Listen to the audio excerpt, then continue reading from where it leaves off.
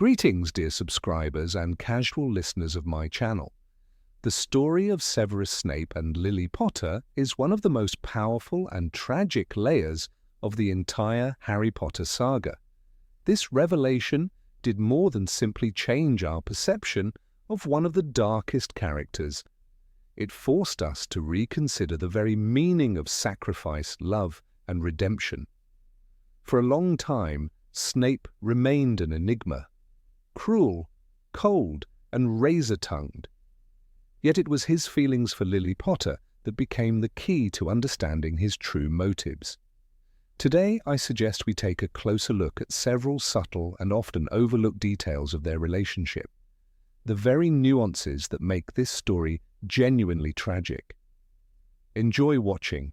Number 1. Snape and Lily were masters of potions.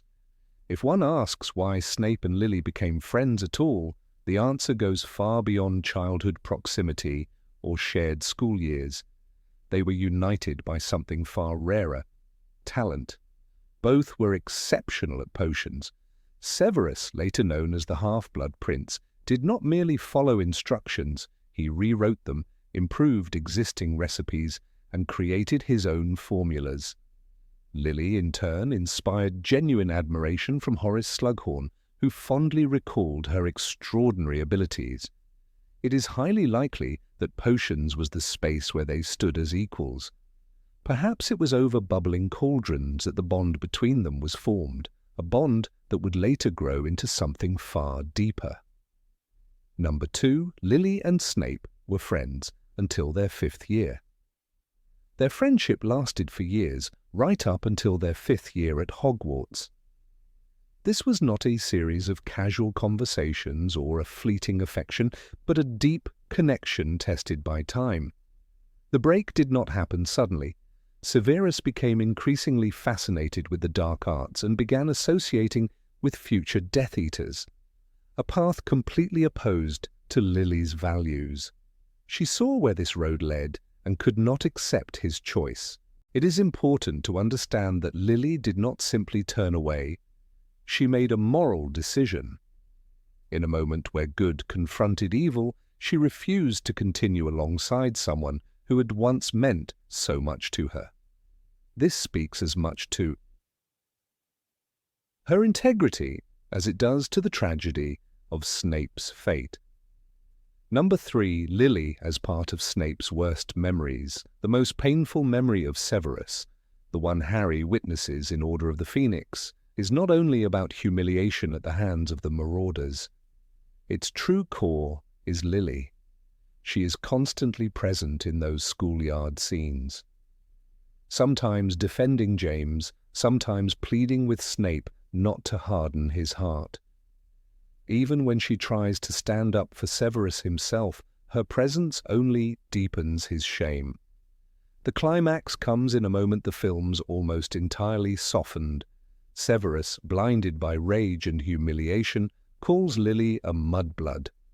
At that instant, not only their friendship is destroyed, his entire life collapses. In this sense, losing Lily truly becomes his worst memory. Number 4. Snape never attacked Harry because of his mother. Throughout the series, Snape openly mocks and torments Harry, ridiculing his fame, his scar, and his character. Yet upon closer inspection, one thing becomes clear: his bitterness is always directed at the father. Snape relentlessly emphasizes that Harry resembles James, arrogant, spoiled, and reckless, but he never allows himself a single cruel word about Lily.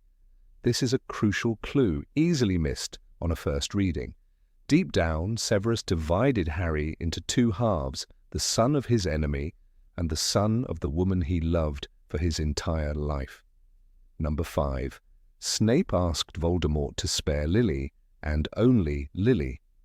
When Snape realized where the prophecy he delivered would lead, he did the unthinkable. He begged the Dark Lord. But there is a cruel detail. He asked Voldemort to spare only Lily, not James, not the child. This does not make his plea noble. On the contrary, it exposes how selfish and desperate his love truly was. and yet it was precisely this request that became Voldemort's fatal mistake. He did offer Lily the chance to step aside, and in doing so, gave her a choice that ended in self-sacrifice and ultimately led to his downfall. Number 6. The Godric's Hollow scene exists only in the film. In Deathly Hallows, Part 2, there is one of the most emotionally powerful scenes in the entire franchise. Snape kneels beside Lily's body, holds her close, and rocks her as if trying to turn time back. But in the books, this scene does not exist. Severus never comes to the Potter house after the tragedy. The film added this moment for emotional impact, and it works. Yet it also raises questions. Why was he there? Why did he not help Harry? It is a cinematic choice that intensifies the drama while stepping away from canon, making Snape's image even more tragic and conflicted. Number 7. Snape's Patronus remained forever tied to Lily.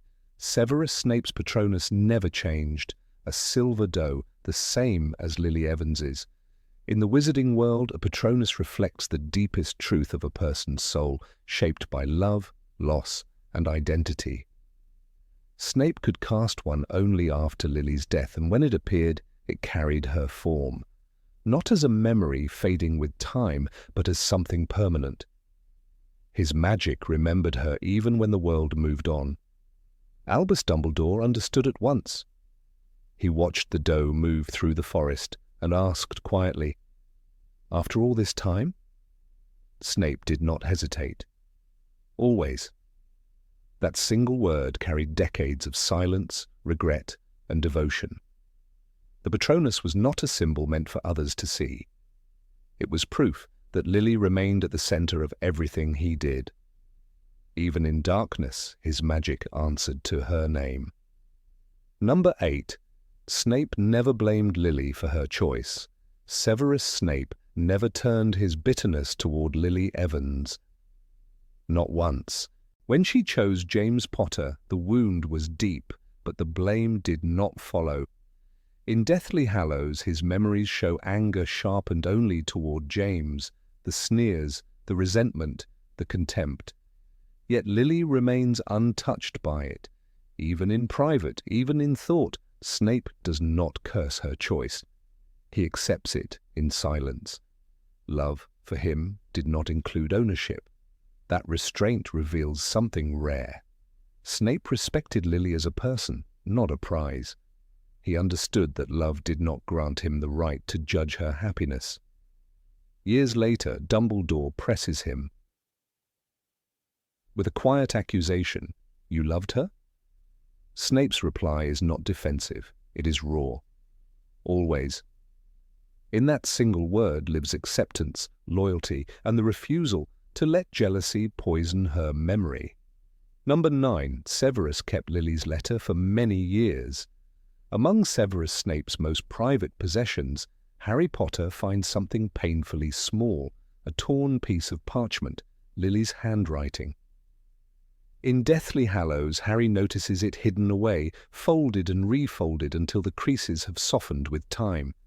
The letter is ordinary in content, friendly, warm. Lots of love, Lily.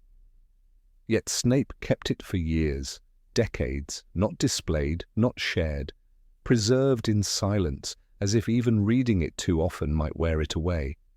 The fragment matters because it is incomplete. The rest of the letter speaks to Sirius Black. Snape discarded that part without hesitation. What he saved were Lily's words alone, her signature, her tone. This was not nostalgia, it was survival. In a life filled with secrecy and loss, this scrap of paper became proof that she had once spoken to him, that she had once cared. Ink and parchment outlived friendship, war, and death. For Snape, the letter was more than memory, it was a relic, the last physical trace of the person who shaped his entire moral journey. He did not keep photographs, he did not revisit places, he kept her words. Simple words, gentle words. In a world that demanded hardness, this fragile piece of paper was where his heart remained hidden, untouched, unhealed, unforgotten. Number 10. Snape tried to protect Lily from dark magic. Severus Snape did not reveal everything to Lily Evans, not at first. While he studied curses and dark spells, he chose his words carefully around her. He knew she would never accept that path. Lily believed in boundaries, in choice, in what magic should never become. Snape sensed her disappointment long before she ever spoke it aloud. In Deathly Hallows, her voice echoes from his memory. "I don't like some of the people you're hanging around with." He heard the warning. He ignored it. For a time, he tried to protect her from what he was becoming. He avoided details, deflected questions, downplayed his ambitions. He still wanted her respect, her trust, perhaps even her pride. Guilt followed him, quiet but constant. Yet the desire to prove himself was louder. Power promised escape from weakness, recognition, safety.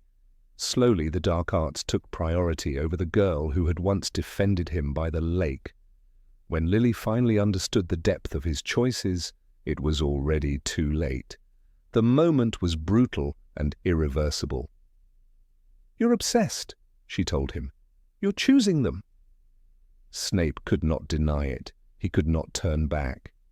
His silence became an answer in itself. That was the moment the distance between them hardened into a wall, not built of hatred, but of paths that could no longer meet.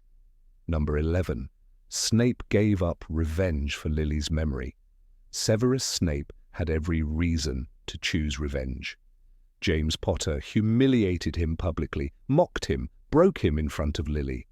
The memories burned for years, yet even at Hogwarts, when Snape already knew curses that could maim or kill, he never crossed the final line.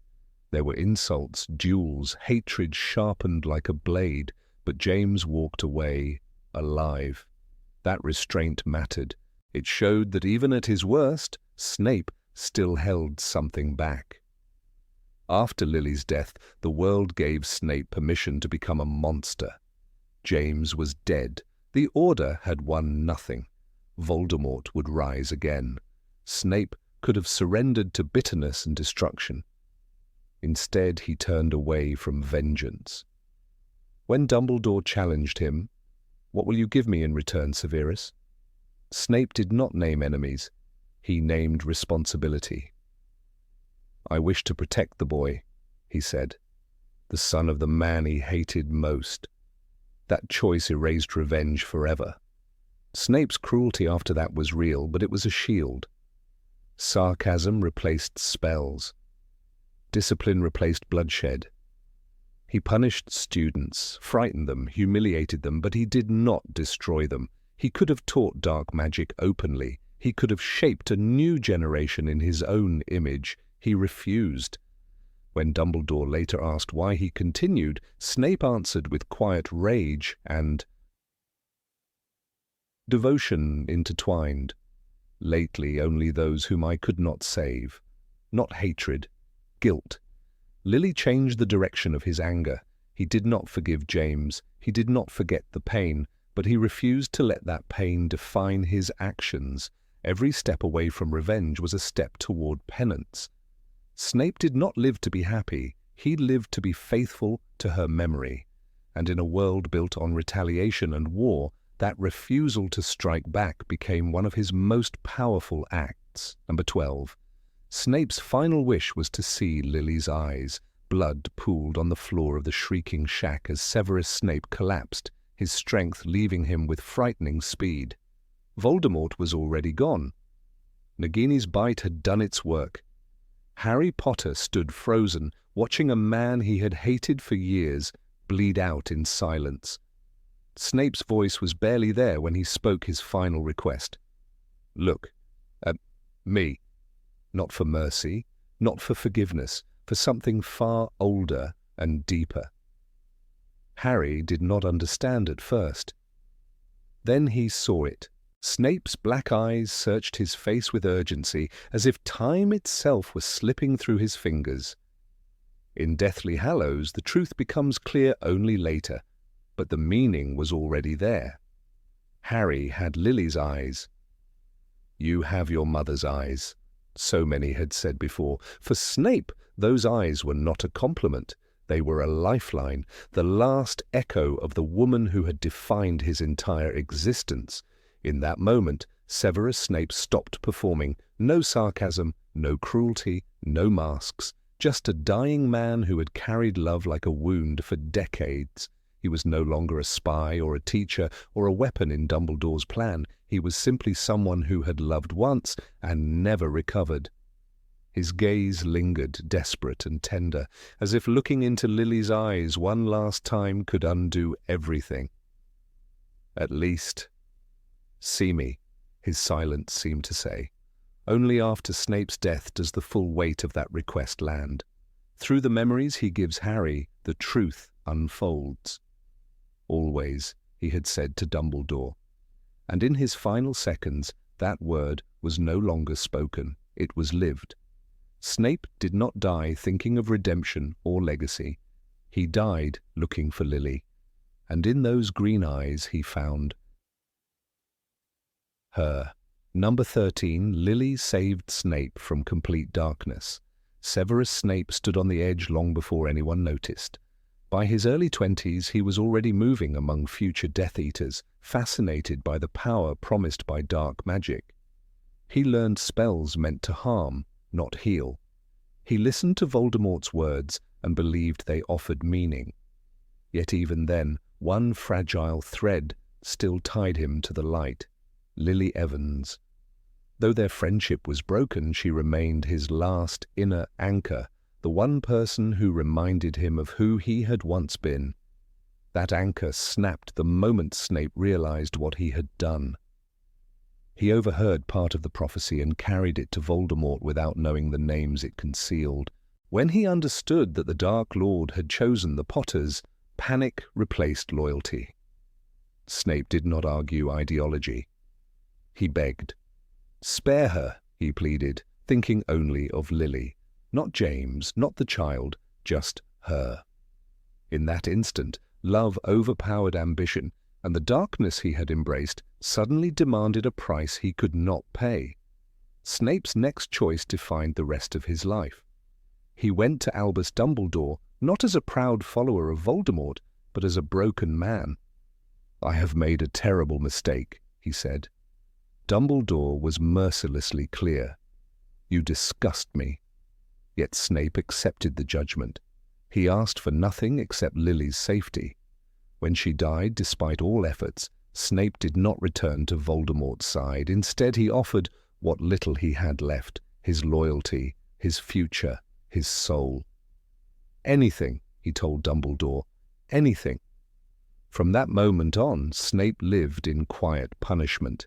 He played a double game that no one applauded. He protected Harry Potter while despising the boy's resemblance to James. He followed Dumbledore's orders even when they demanded his own damnation. Years later, when Dumbledore asked, "After all this time?" Snape answered simply, "Always." Lily did not save his happiness. She saved his humanity. Without her memory, Severus Snape would have crossed the final line into darkness and never looked back. Number 14. Snape called her by name when no one else could. In the long shadow cast by the events of the Second Wizarding War, one small linguistic habit stands out with quiet, devastating force. Severus Snape never stopped calling Lily Evans by her name. While the wizarding world reduced her identity to functions and consequences, Harry's mother, Voldemort's victim, the woman whose death triggered prophecy, Snape alone preserved her as a person rather than a symbol. The name Lily, unadorned and unprotected by titles, became his private act of resistance against time, memory, and collective simplification. In a world obsessed with labels, pureblood, mudblood, Death Eater, Order member, this refusal to rename her was not accidental, but deeply moral. After Lily's death, even those who loved her spoke of her in abstractions. She became Harry's mother in the mouth of Albus Dumbledore, the woman Voldemort killed in the official histories, and a distant saint-like figure in the imagination of her son Harry Potter. The books repeatedly frame her through what she represents, rather than who she was. Yet Snape's internal world does not follow this pattern. In Harry Potter and the Deathly Hallows, when his memories finally surface, the narrative never allows Lily to dissolve into a role. She exists as presence, as memory, as a name spoken without explanation, because explanation would already be a betrayal. The simplicity of that name carries its own violence. Lily is not softened by reverence, nor elevated by tragedy. It is intimate, ordinary, and therefore dangerous. To say her name as Snape does is to summon the girl from Cokeworth, the child from Spinner's End, who laughed by the river and discovered magic before Hogwarts ever claimed them. The text reminds us that before houses, before ideology, before war, there was a friendship rooted in recognition. She was the first to show him kindness, the memories imply, long before anyone else saw him as anything other than strange or unwanted. The scene of their childhood, revealed in fragmented recollections, is crucial. Lily's magic is described as joyful, uncontrolled, bright, while Snape's is careful, hungry, defensive. She names what he already knows about himself and, in doing so, legitimizes him. This moment precedes every future fracture. When Snape says Lily, he is not recalling the martyr, but the witness, the only person who ever saw him before the world taught him to hide. The name becomes a doorway back to a time when he was not yet divided against himself. What makes this detail particularly striking is how isolated Snape is in preserving it. Even members of the Order, people who fought alongside Lily, rarely speak her name without context. The narrative reinforces this through absence rather than emphasis. We hear about James Potter's heroism, about Harry's legacy, about Voldemort's fear, but Lily's individuality fades. Snape's fixation thus appears unhealthy to some readers, but the text quietly reframes it as fidelity. He remembers not because he cannot move on, but because moving on would mean erasing the only truth that ever mattered to him.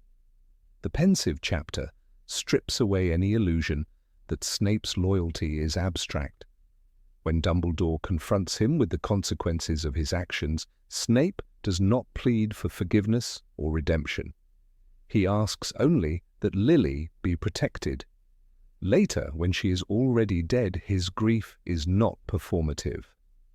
I wish I were dead, he thinks, a line heavy with guilt, but also with the unbearable knowledge that the one person who named him without cruelty no longer exists. Her name lingers where purpose should be. Importantly, the books never show Snape using Lily's name publicly as a declaration. It is not a romantic gesture meant to be seen. It is private, internal, almost sacred. This restraint aligns with his entire emotional architecture. Snape does not display affection, he preserves it. In a universe where love is often loud, James's bravado, Molly Weasley's ferocity, even Harry's impulsive devotion, Snape's love is archival. He stores Lily exactly as she was and refuses to update the file. The contrast with James Potter is unavoidable. James is remembered through movement, through change, through growth. Lily is remembered by Snape through stasis. This difference reveals the deeper tragedy. Snape's love does not evolve because it cannot. It is anchored to a moment. Before betrayal, before slurs, before ideology poisoned everything. Calling her Lily is an attempt to freeze that moment, to keep it safe from reinterpretation. Titles would drag her into history, names keep her in memory.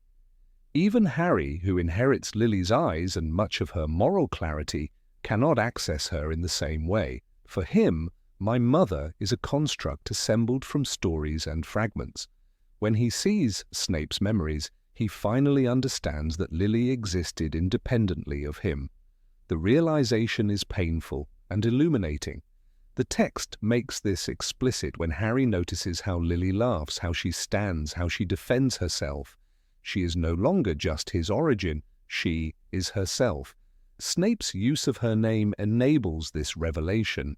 There is also a linguistic cruelty embedded in Voldemort's inability to understand love, names, or individuality. He calls people by functions: enemy, servant, obstacle. Lily's defiance, her refusal to step aside, is incomprehensible to him because he cannot imagine a love that requires no audience.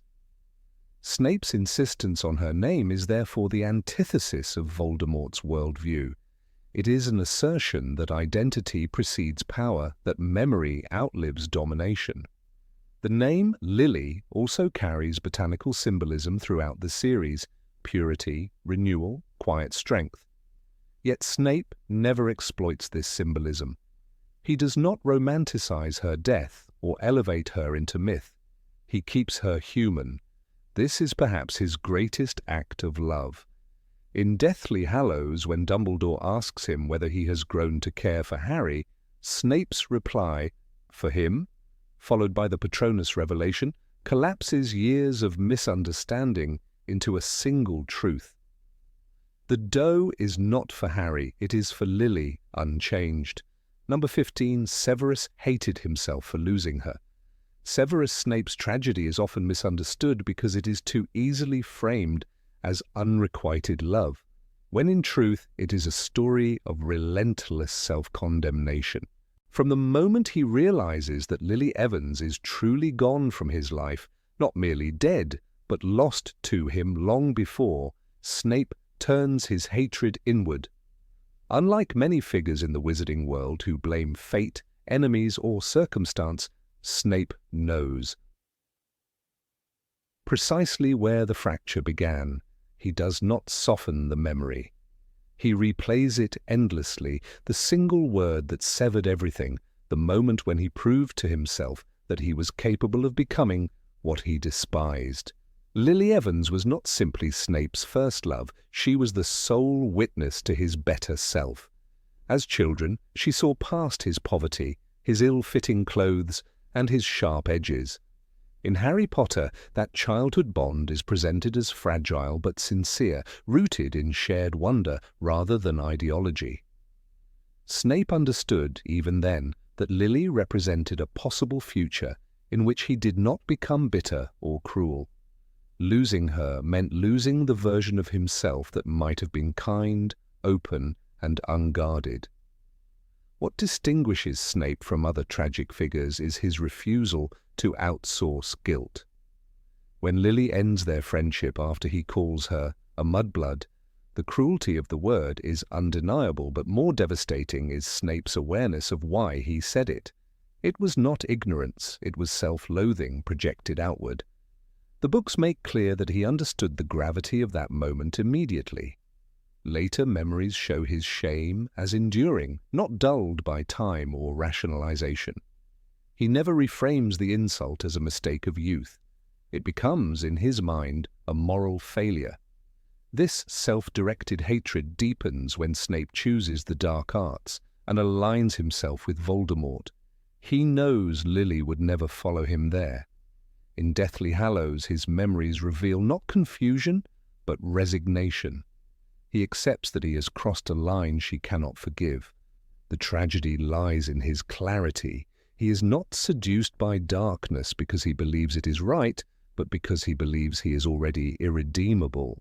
Choosing the dark side becomes a form of punishment, a way of proving to himself that he deserves the isolation he has created.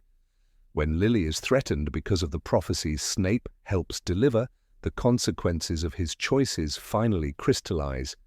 His desperate plea to Dumbledore is often cited as evidence of selfish love, yet it is equally an admission of responsibility. He does not deny his role. He does not ask to be absolved. The text underscores this when Dumbledore challenges him, and Snape's answer is not defensive but hollow. He knows that no act can undo what he's set in motion. From this point forward, his life becomes a ledger of debt that can never fully be paid. Lily's death does not free Snape from guilt, it seals it permanently. The line always, so often romanticized, is less a declaration of love than a confession of sentence. He binds himself to her memory because he believes that living without her forgiveness is a punishment he must endure. There is no expectation of reward.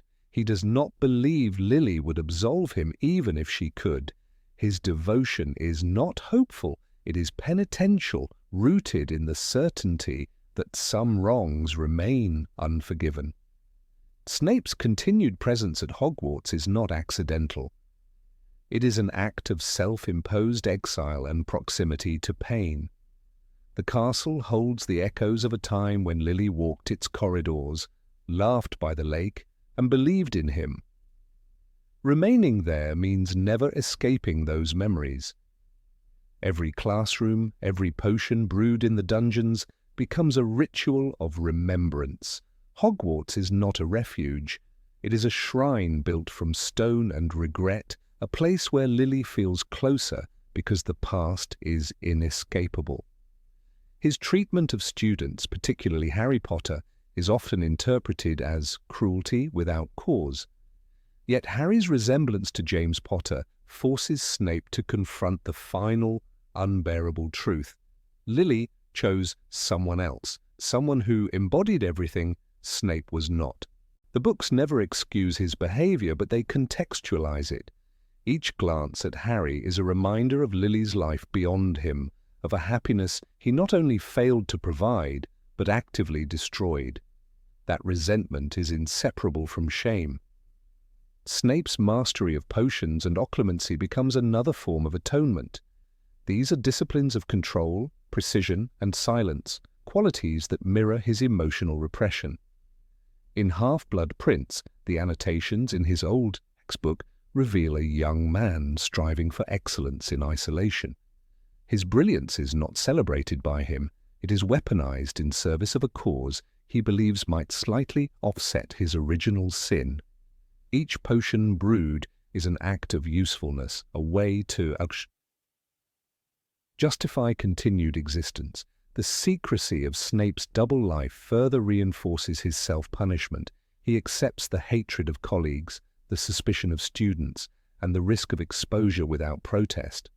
Unlike characters who seek recognition for sacrifice, Snape hides his suffering. He does not want gratitude because gratitude implies forgiveness. His actions are not meant to redeem him in the eyes of others.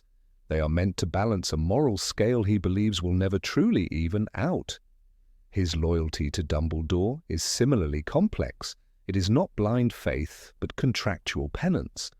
Dumbledore offers him a path forward that does not erase the past, only gives it grim purpose. Snape clings to that purpose because without it he would be left alone with his guilt. The promise to protect Lily's son, even at the cost of being misunderstood, becomes the structure around which he organizes his remaining years. Number 16. His secret love became a shield for Harry. He watched the boy from the very first night when a thin, frightened child crossed the threshold of Hogwarts with a lightning-shaped scar burning like an open wound on his fate. Severus Snape did not see Harry Potter as a savior or a symbol. He saw James Potter's face, the same reckless arrogance, the same careless confidence, and yet, beneath that reflection there was Lily's eyes, unmistakable, green, alive. That contradiction became the axis of Snape's existence. His bitterness toward James never softened, but Lily's memory transformed hatred into vigilance, turning a teacher's scorn into something far more dangerous and far more devoted. Snape's protection never resembled kindness. It arrived disguised as punishment, cold remarks, and relentless scrutiny. When Harry's broom bucked violently during his first Quidditch match, no one noticed the muttered counter-curse except Hermione Granger, who would later realize its meaning. The book later reveals that Snape was muttering a curse of his own, counteracting the other one. While others cheered or panicked, Snape focused entirely on keeping the boy alive. It was not heroism fueled by hope, but obligation born from guilt, the guilt of having. Begged Voldemort to spare Lily, too late. Every year tightened that silent watch. Snape's hatred of Harry's resemblance to James sharpened his cruelty, yet it never weakened his purpose. He brewed antidotes while insulting his students, correcting Harry harshly while ensuring he survived dangers far beyond a normal child's world. When Quirinus Quirrell hosted Voldemort beneath his turban, Snape placed himself between darkness and the boy without hesitation. He did not need gratitude.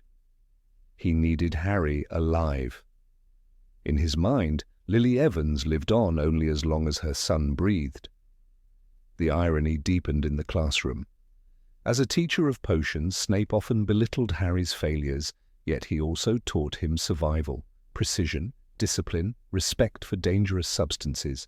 These lessons mirrored his role in the wider war. Sloppy magic killed. Carelessness invited death. Snape embodied the lesson that protection does not always feel gentle.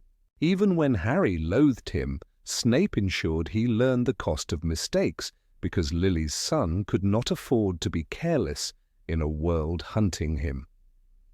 The moment Sirius Black escaped Azkaban, suspicion consumed Hogwarts. Many believed Black sought Harry's death. Snape, who loathed Sirius with a deeply personal rage, became even more vigilant. When the truth emerged, that Peter Pettigrew was the traitor, Snape still placed himself between Harry and perceived danger. The narrative notes that Snape was unconscious but still gripping Harry as though determined to protect him. Even knocked senseless, his body remembered its duty. Instinct overrode hatred, resentment, and even personal vendetta. His role grew darker when Voldemort returned. Snape became a double agent, walking daily into the mind of the monster he once served.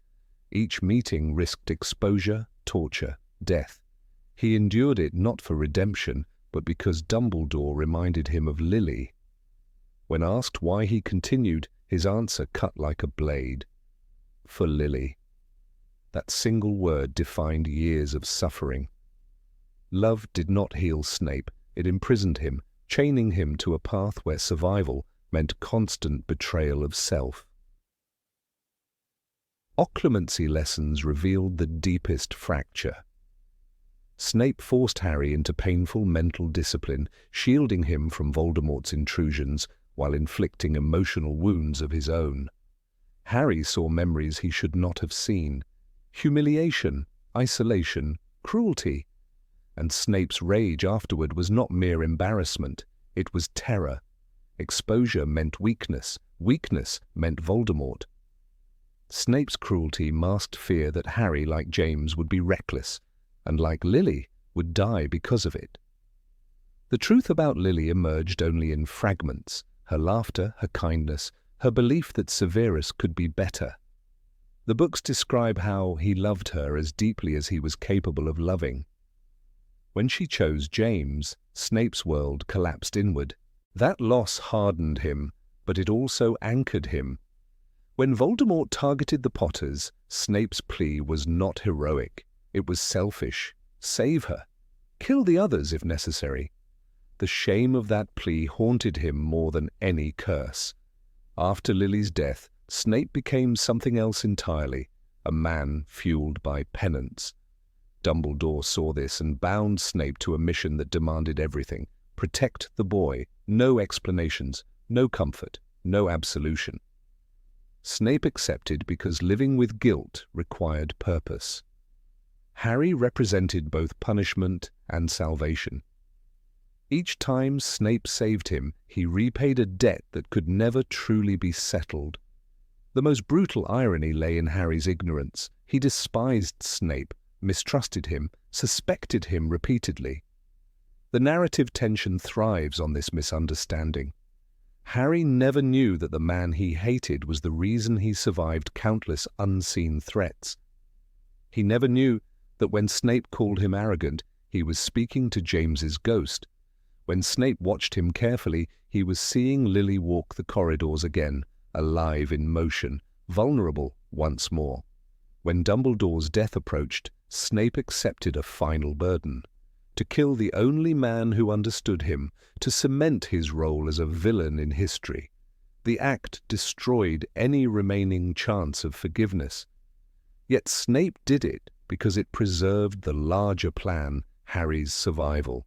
His reputation, his soul, his life became expendable. Love demanded. Silent, thankless love, unacknowledged and unresolved. His death was stripped of grandeur. Bleeding on the floor of the shrieking shack, Snape's final act was not vengeance but revelation.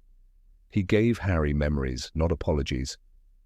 Within them lay the truth. Always.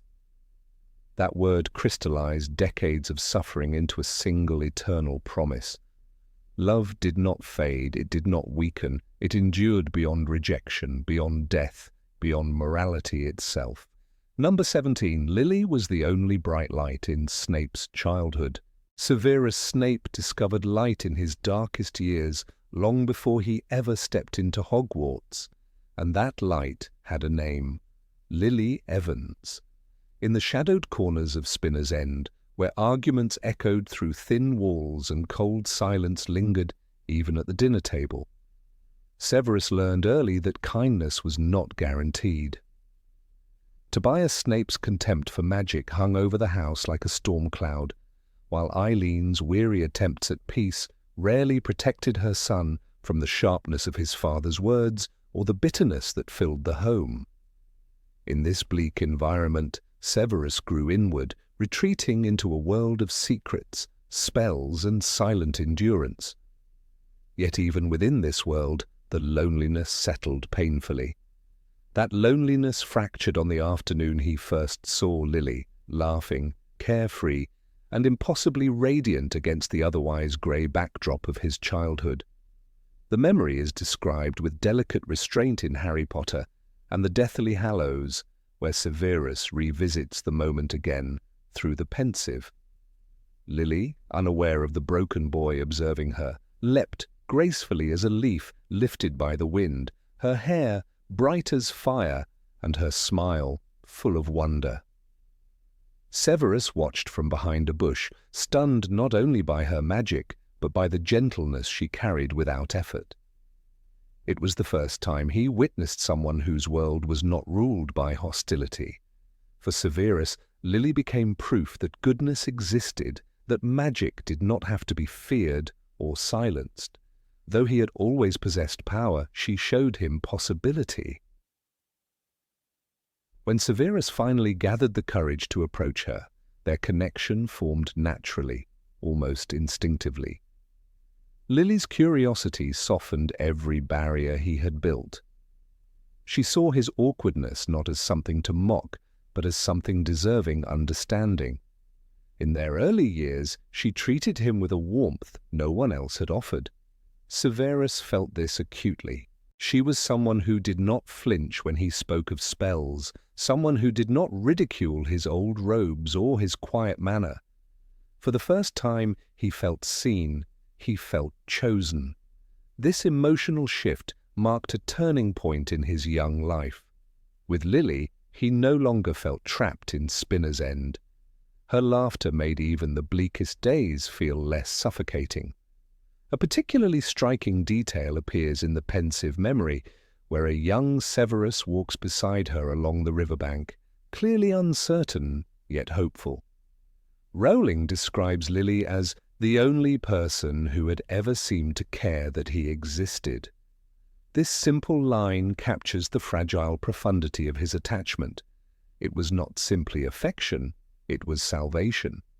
She offered him belonging without asking for anything in return. Her kindness was not conditional, nor was it naive. She knew he carried darkness, shame, anger, and fear, but she continued to treat him gently. These gestures planted roots of devotion far deeper than Severus could have anticipated. Their bond became a refuge Severus desperately clung to. At home, where raised voices and slammed doors were routine, thoughts of Lily provided solace.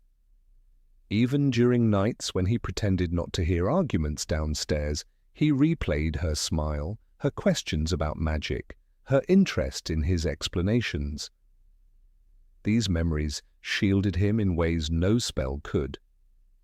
They softened his growing cynicism, reminding him that tenderness existed, even if only in fleeting moments. For a boy starved of affection, Lily's attention carried immeasurable weight.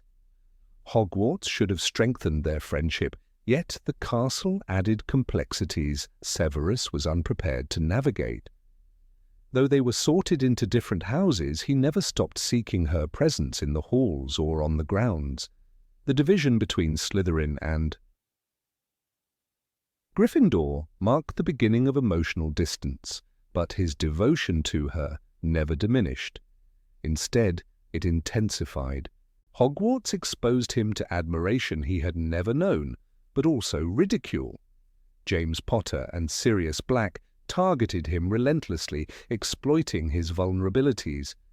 In those moments, Lily's defense of him became the only anchor that kept him steady. Her voice, firm yet compassionate, was often the only force capable of halting his tormentors.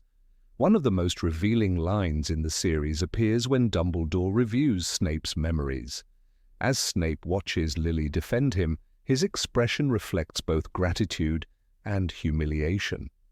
The text notes that she was shining as brightly to him now as she had that first day by the river. This comparison underscores that for Severus, Lily remained timeless. Even as the world around them changed, his perception of her did not. She continued to represent everything he longed for: warmth, acceptance, and hope. Yet the same environment that offered him escape also worsened his internal conflict. His interest in the dark arts began not from cruelty, but from a desire for power and protection. Growing up powerless under Tobias's anger had marked him deeply. Dark magic offered certainty, it offered strength. To Severus, strength seemed necessary to avoid ever again feeling helpless. But Lily viewed the dark arts differently, with fear rather than fascination. Her disapproval hurt him more than he admitted. Though she never abandoned him lightly, each step he took toward darker influences pushed them further apart.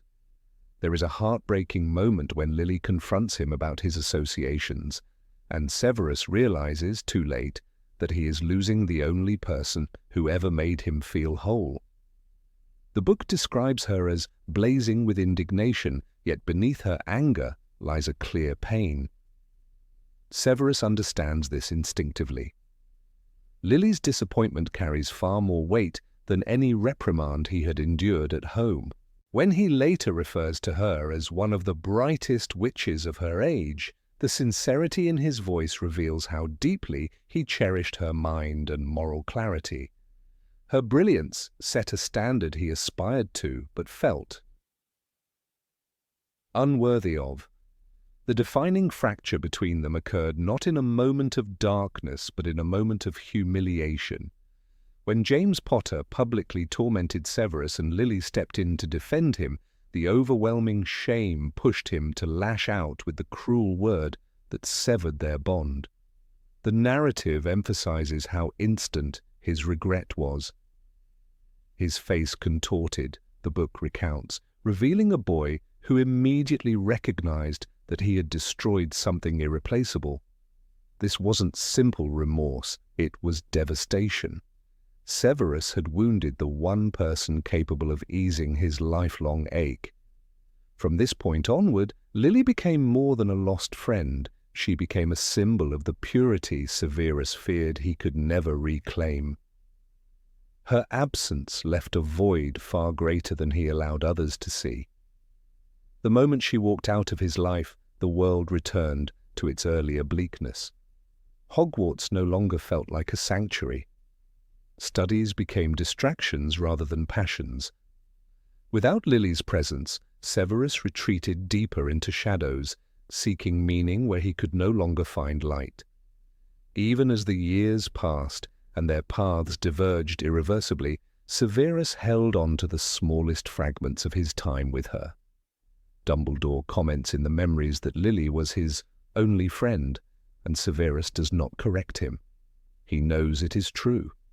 Their friendship, brief as it was in the scope of a lifetime, shaped every major choice he made afterward. It directed his loyalties, molded his grief, and ultimately defined his legacy. Even his darkest decisions were haunted by thoughts of what she might have said, or how she might have looked at him had he chosen differently. A particularly powerful example of Lily's lasting impact appears when Snape casts his Patronus for Dumbledore.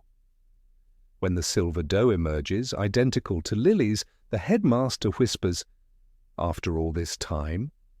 and receives the answer that encapsulates Severus's entire emotional existence. Always. That single word reveals not devotion to an ideal, nor obsession with a memory, but unwavering loyalty to the only source of warmth he ever knew. Lily was not simply someone he loved, she was the embodiment of every good thing he believed himself unworthy of. Snape's grief at her death was a grief without repair. The pensive shows him holding her body, shaking with silent despair. In that moment he does not curse James, nor Voldemort, nor fate. He simply breaks. The text mentions that he sank to the floor, a gesture that might seem small yet carries a lifetime of anguish.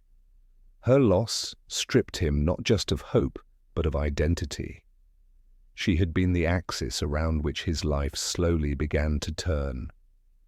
Without her, he was directionless, burdened only with guilt and the remnants of memories too painful to revisit. Lily's presence in his youth remains the clearest proof that Severus was capable of love long before the world recognized it. She shaped his life as profoundly as his own choices did. Her kindness created a world within him where light could survive even in the deepest darkness. Although their relationship ended tragically, Lily remained the thread connecting Severus to humanity. Her memory guided his courage, influenced his sacrifices, and defined the purity of the love he carried until his final breath. It is no exaggeration to say that Lily was the single bright spot in the bleak landscape of his childhood, and the last source of warmth he ever allowed himself to hold. Number 18. Snape was jealous of James even before their romance. Severus Snape's jealousy toward James Potter did not begin when Lily Evans finally agreed to go out with the Gryffindor Quidditch star. It began much earlier, at a time when Lily still considered James little more than a loud show-off with an inflated sense of charm. Snape noticed the smallest shifts in her attention long before she herself admitted that James had become impossible to ignore. What wounded Severus most was the realization that even when James behaved childishly, he still had the ability to make Lily laugh. That laughter, fragile and bright, became the first sign of a fear Severus would never speak aloud.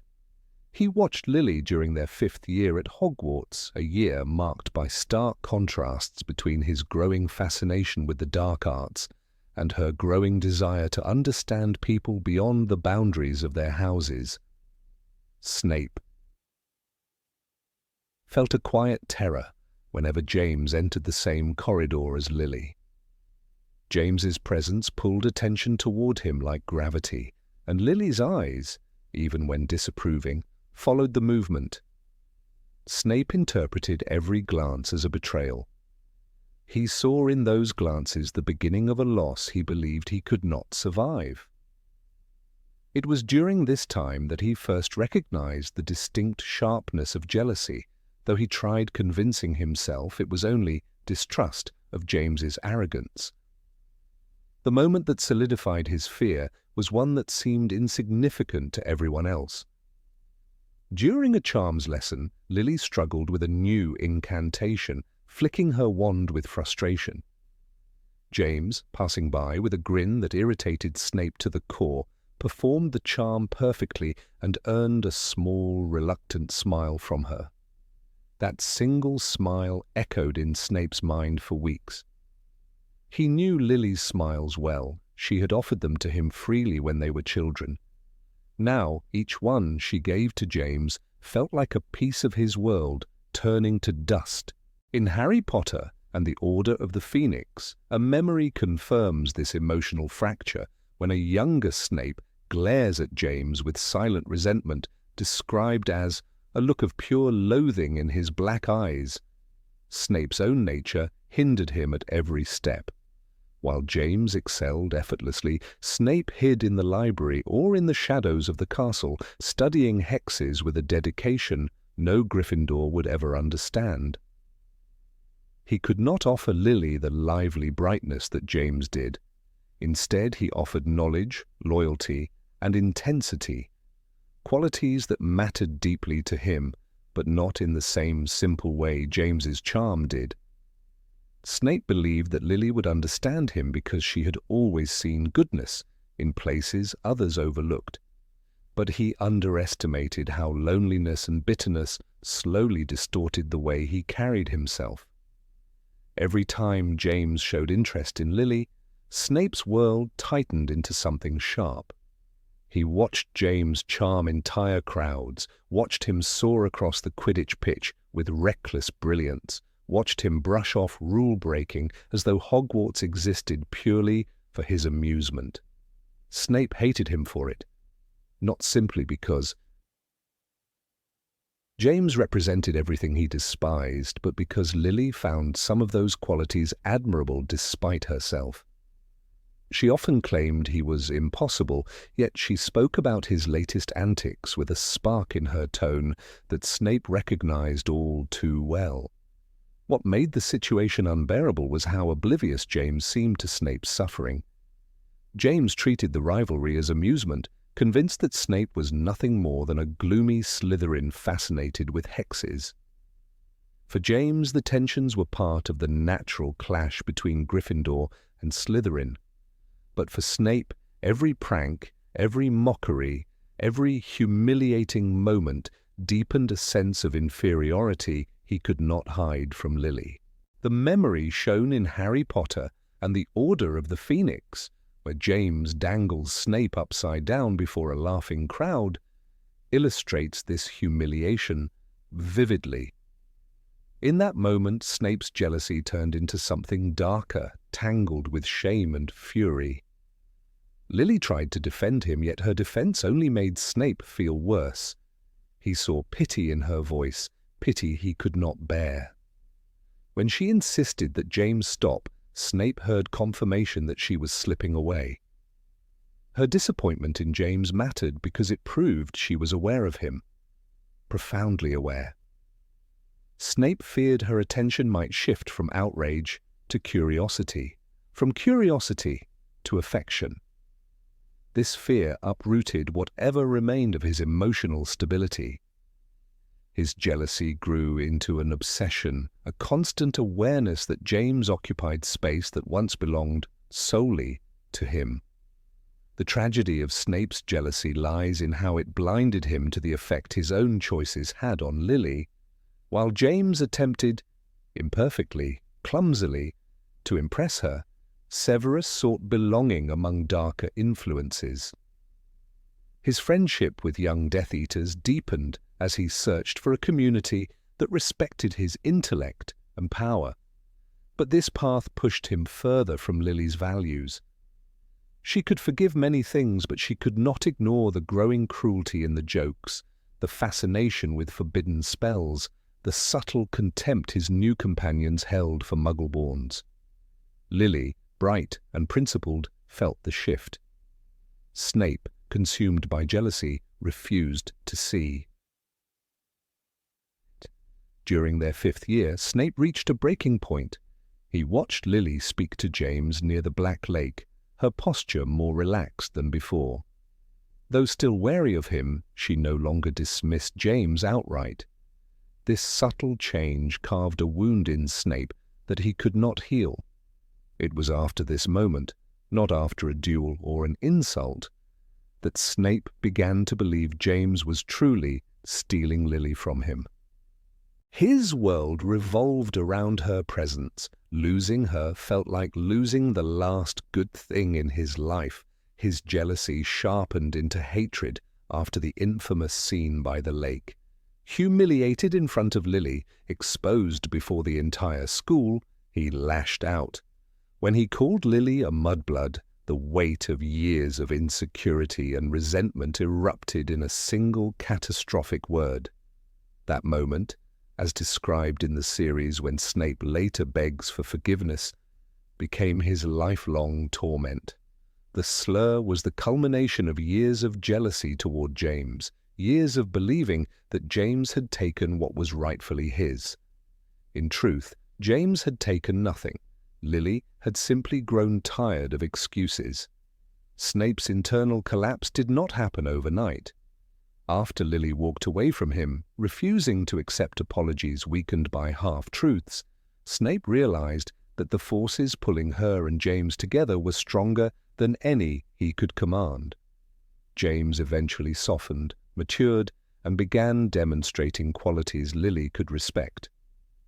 Snape, meanwhile, moved further into the shadows. His jealousy became a silent companion, one that whispered that if he could not have her friendship, then losing himself to darker powers might at least dull the pain. And yet the more he embraced the dark arts, the more he lost the part of himself Lily cherished. The boy who saved her from bullies in Cokeworth, who showed her the magical world with reverence and wonder. Snape traded that version of himself for power, a trade he later understood as irreversible. The regret that defined his adult life, captured painfully in Harry Potter, and the Deathly Hallows when Dumbledore demands to know whether he still cares for Lily, reveals just how deeply he mourned the boy he once was. Snape's jealousy did not vanish even after Lily began dating James. It transformed into a sharper grief, one that poisoned his thoughts and hardened his loyalties. When he overheard the prophecy that endangered Lily, he acted out of desperation, pleading with Voldemort to spare her alone. The tragic irony is that Snape's jealousy had originally pushed him toward the very path that ultimately led to her death. It was a chain reaction born from insecurity, not malice, yet it carried irreversible consequences. For the rest of his life, Snape replayed those early moments with Lily and James, trying to identify the point where everything might have turned differently. He remembered the smile Lily gave James in Charms class, remembered the look of admiration she allowed herself when James caught the snitch in a stunning dive during the Gryffindor versus Slytherin match, remembered the soft tone she used when acknowledging James's gradual maturity. Each memory stabbed at him, yet he preserved them with painful clarity. They were all that remained of what he had lost. Snape's greatest punishment was understanding, far too late, that jealousy had distorted his perception. Lily had never belonged to him, yet he had acted as though she was something he could lose possession of. His resentment of James had overshadowed the genuine affection Lily once offered him freely.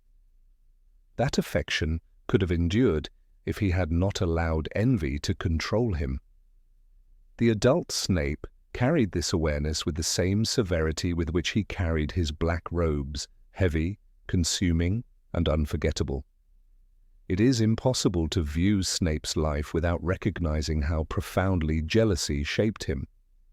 It guided his decisions, clouded his judgment, and forged the bitterness that defined his adult persona.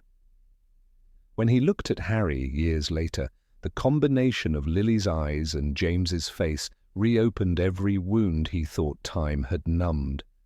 His reaction to Harry, cold, sharp, often cruel, was rooted not only in the past, but in the memory of a rivalry that he had lost long before it officially began. In the end, Snape's jealousy became the most tragic thread of his character. It began quietly, with an unnoticed smile in a charms classroom, and grew into a force that changed the course of his entire life. He paid for this jealousy with regret, with loneliness, with a lifelong devotion to a memory he could never reclaim.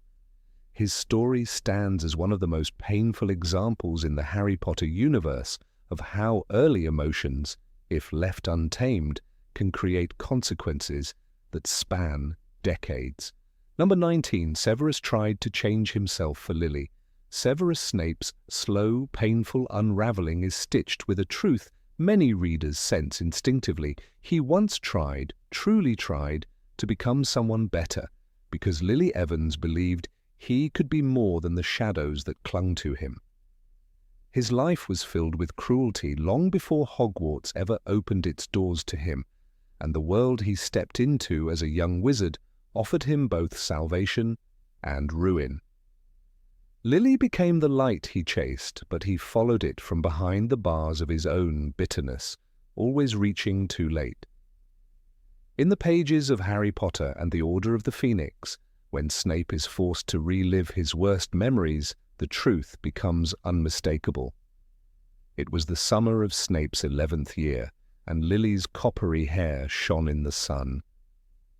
The boy looking at her was already desperate not to lose the only person who made him feel seen. Yet the world Severus built around himself hardened quickly. He arrived at Hogwarts with patched robes, a sharp tongue, and deeper insecurities than even Lily understood. He fell naturally among students like Avery and Mulciber, boys who whispered about curses with the thrill of forbidden knowledge. Still, there were moments when Severus resisted the dark glamour of these friendships. Lily knew them for what they were, dangerous paths disguised as power. Snape, to please her, tried to downplay his fascination with these students, but the allure of being respected, even feared, tugged at him constantly.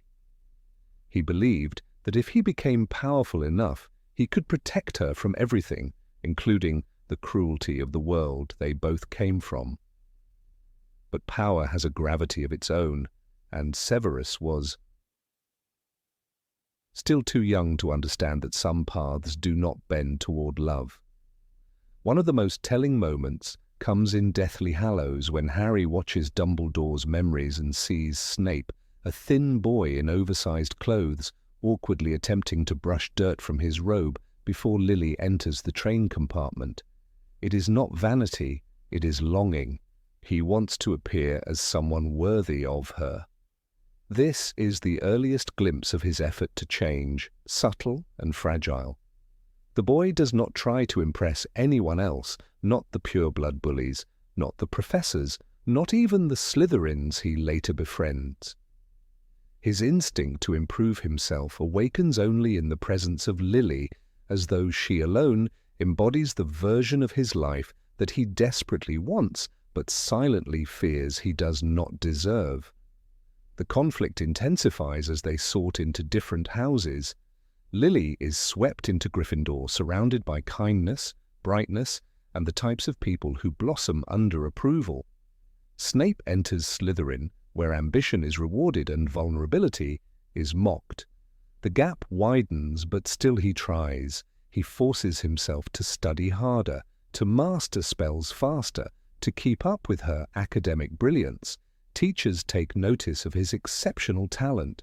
Slughorn praises his creativity, declaring him one of the most promising potion makers I've ever taught. Severus clings to these words, imagining how proud Lily might be if he rose high enough. In this sense, his transformation is rooted not in arrogance but in yearning. He aspires to become the boy she already sees beneath his scars. His transformation, however, is neither linear nor steady. Mulciber's cruel prank on Mary MacDonald exposes the darkest corner of his world, a moment Lily calls evil. Severus, desperate, tries to excuse it. He insists that Mulciber merely meant it as a laugh. This is the moment that fractures his effort. Up until then, he still believed he could balance between Lily's goodness and the dark charisma of his Slytherin peers. But Lily forces him to confront a truth he is not ready to accept. He cannot walk two paths. His attempts to convince her otherwise reveal how deeply he tries to reshape himself around her. Expectations. But without guidance, maturity, or the warmth of a stable childhood, his efforts collapse into contradictions. He attempts again to change after the infamous incident by the lake where James Potter publicly humiliates him. Snape, humiliated and burning with shame, knows Lily defended him, knows she sees him as better than the bullies who tormented him. In the moment that follows, however, he breaks the fragile bridge between them. The word spills out like a curse shaped by years of frustration. Mudblood. Harry hears it decades later in the pensive, the echo of a single choice that destroyed everything Snape hoped to become. For Severus, the instant the word leaves his mouth, the illusion that he can still change himself fractures beyond repair. His apology afterward is frantic and sincere, but he understands that some wounds are too deep for remedies. Still, the tragedy lies not in the insult alone, but in what it represents. Severus had been fighting a silent war within himself. He believed that Lily could someday see past the grime of his world, that she would recognize his potential for greatness, the strength and wisdom he convinced himself he possessed. But Lily does not want greatness. She wants kindness, loyalty, and moral clarity. Snape's transformation fails because he measures his worth in power, while Lily measures it in character. The misalignment is fatal, and he realizes this too late. Later, as he gravitates fully toward the ideology of the Death Eaters, there remains a sliver of him that still tries to justify his path as temporary. In his mind, he repeats a familiar reassurance. Once he is powerful, once he has influence, once he has mastered every spell they offer him, Lily will understand. He believes she will see that he did it all to rise above his past, not knowing she would view his choices as betrayals of everything she holds sacred. It is self-deception rooted in longing, the final attempt to mold his darkness into something that could somehow be admired. The truth emerges brutally the day Snape overhears Trelawney's prophecy. When he realizes Lily's life is now threatened by the master he serves, all delusions fall away. His allegiance to Voldemort brings not power, not pride, but horror. He runs to Dumbledore with a raw plea that reveals the depth of his attempted transformation. "Hide her! Hide them all!" The boy who once told himself he could impress Lily through greatness now begs for her life as a broken man. The transformation he could not accomplish for love, he attempts now out of guilt. But guilt is not enough to reshape a soul, only enough to consume it.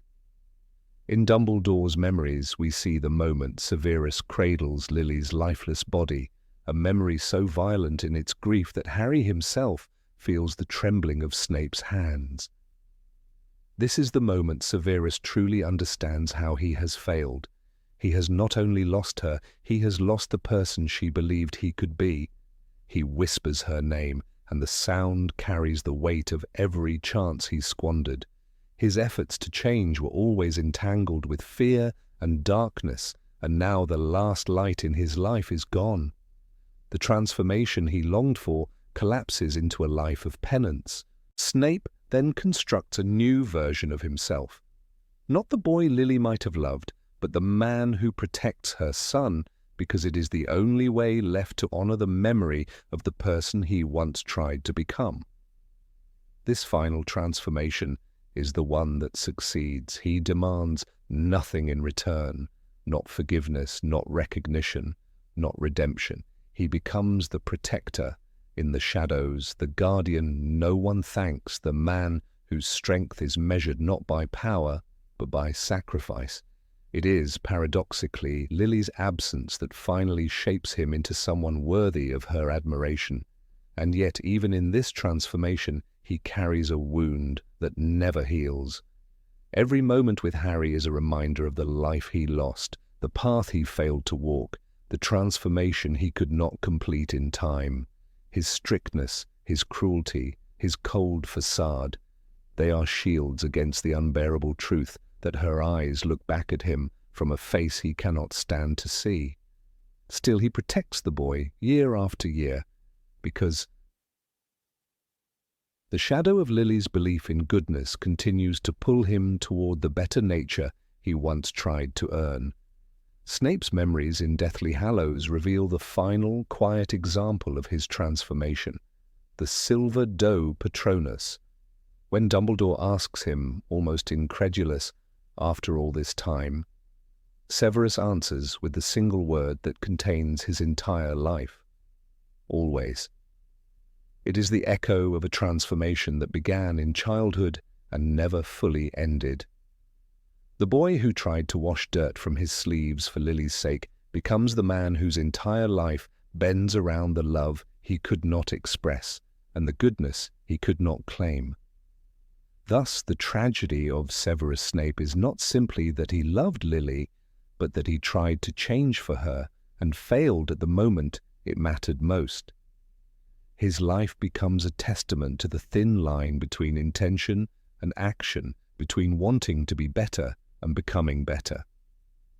His transformation is incomplete, yet powerful, broken, yet profound. It shapes not only his destiny but the fate of the entire wizarding world, proving that even an unfinished transformation can alter the course of history when carried with devotion. Number 20. Lily's death became a point of no return. Severus Snape's life can be traced along a single fracture line, and that line begins the night Lily Evans died. Until then, his choices, however dark, still seemed reversible in his own mind. He believed that he could watch the world from the shadows and still somehow protect the one person who mattered. But when he stood before Albus Dumbledore and learned that Voldemort had murdered James and Lily Potter, something within him broke irrevocably. The books give only a glimpse of that collapse, yet it is enough to understand its magnitude. In Harry Potter and the Deathly Hallows, the narration reveals Snape's reaction as a sound like a wounded animal, an image that captures how complete his devastation was. That moment was not simply grief. It was the erasure of his world. He begged Dumbledore for anything that might turn back time, but the tragedy was already sealed. Snape's plea, "I thought you were going to keep her safe," shows his despair, not as anger at Dumbledore, but as anger at the universe itself. From this moment on, the man who once dreamed of power, recognition, and a place among the Dark Lord's trusted followers fell to his knees before the one person he had previously distrusted the most. His desperation made him vulnerable, and it marked the beginning of the most self-destructive loyalty the wizarding world would ever witness. Snape stepped into the role of a double agent not out of ambition or strategy, but because love had collapsed into guilt. Every step he took after Lily's death was shaped not by his allegiance to the Order of the Phoenix, nor by a moral awakening, but by a single promise. Dumbledore, understanding the depth of his remorse, asked him if he intended to devote himself entirely to protecting her child. Snape's response, bitter and pained, anything, was a vow rooted in both grief and self-hatred. This was the moment that tethered him permanently to Harry Potter, the living reminder of everything he had lost. Snape carried that vow with the stubbornness of a man who no longer expected redemption, but believed he owed at least this final act to someone he loved more fiercely than he ever admitted. Throughout his years at Hogwarts, this vow shaped his life like a chain. He guarded Harry without ever allowing the boy to feel safe in his presence, maintaining a mask of hostility that served both his cover and his emotional wounds, Snape could not bear to look at Harry's eyes, Lily's eyes, without feeling the sharp pang of the past returning. Yet he protected the boy repeatedly, blocking Quirrell during the Quidditch match, intervening when Lupin transformed, and later trying to shield Harry during the confrontation with the Death Eaters at school. Each action was hidden behind layers of harshness, but all of it stemmed from that night of grief. An example that best illustrates the weight of his grief occurs during his argument with Dumbledore in Deathly Hallows, when Snape raged at the idea of protecting the son of his enemy. The narration shows him trembling, his voice cracking as he spat out, "He has her eyes." It was an admission of a truth he could barely endure. Snape was a man walking through life with an open wound, one he never allowed to close. Every time he saw Harry, the wound reopened, reminding him of both Lily's love for another man and Snape's own failure to save her. Yet he still chose to honor her memory, even at the cost of tearing himself apart. What makes Snape's transformation remarkable is that it did not arise from heroism in the traditional sense. He did not seek glory, public recognition, or forgiveness.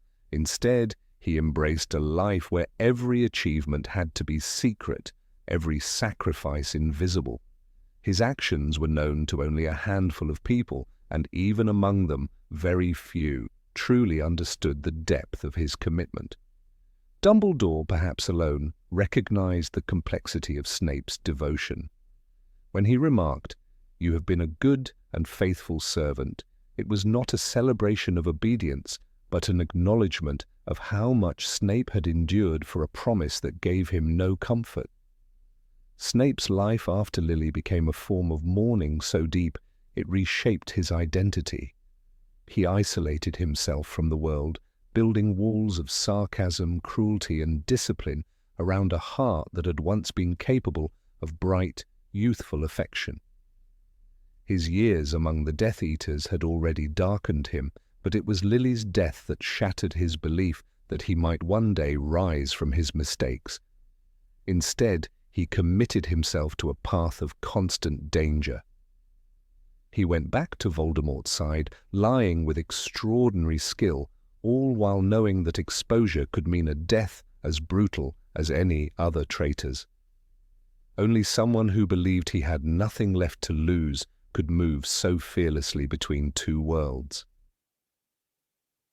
Another moment that reveals the intensity of Snape's mourning appears in the pensive memories Harry witnesses near the end of Deathly Hallows. In one of these scenes, Snape's Patronus, the doe, glides from his wand, identical to Lily's. When Dumbledore sees it, he asks whether Snape still loves her after all these years. The simplicity of Snape's answer, "Always," has become one of the most iconic lines in the entire series. It encapsulates a lifetime of grief, devotion, and self-denial. This memory also confirms that Snape never moved on, never redirected his affection, and never allowed another person to fill the emptiness Lily left behind. Snape's service to Dumbledore reached its most tragic complexity when he agreed to one final request: to kill the headmaster at the appointed moment. This was not the act of a loyal Death Eater, but the ultimate burden placed upon a man who had spent years trying to atone. Dumbledore, dying anyway, entrusted the task to Snape to protect Draco Malfoy's soul and to ensure Voldemort's continued trust.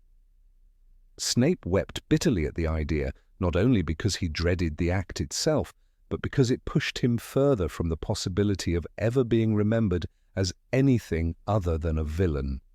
His grief for Lily had already condemned him to a life of suffering.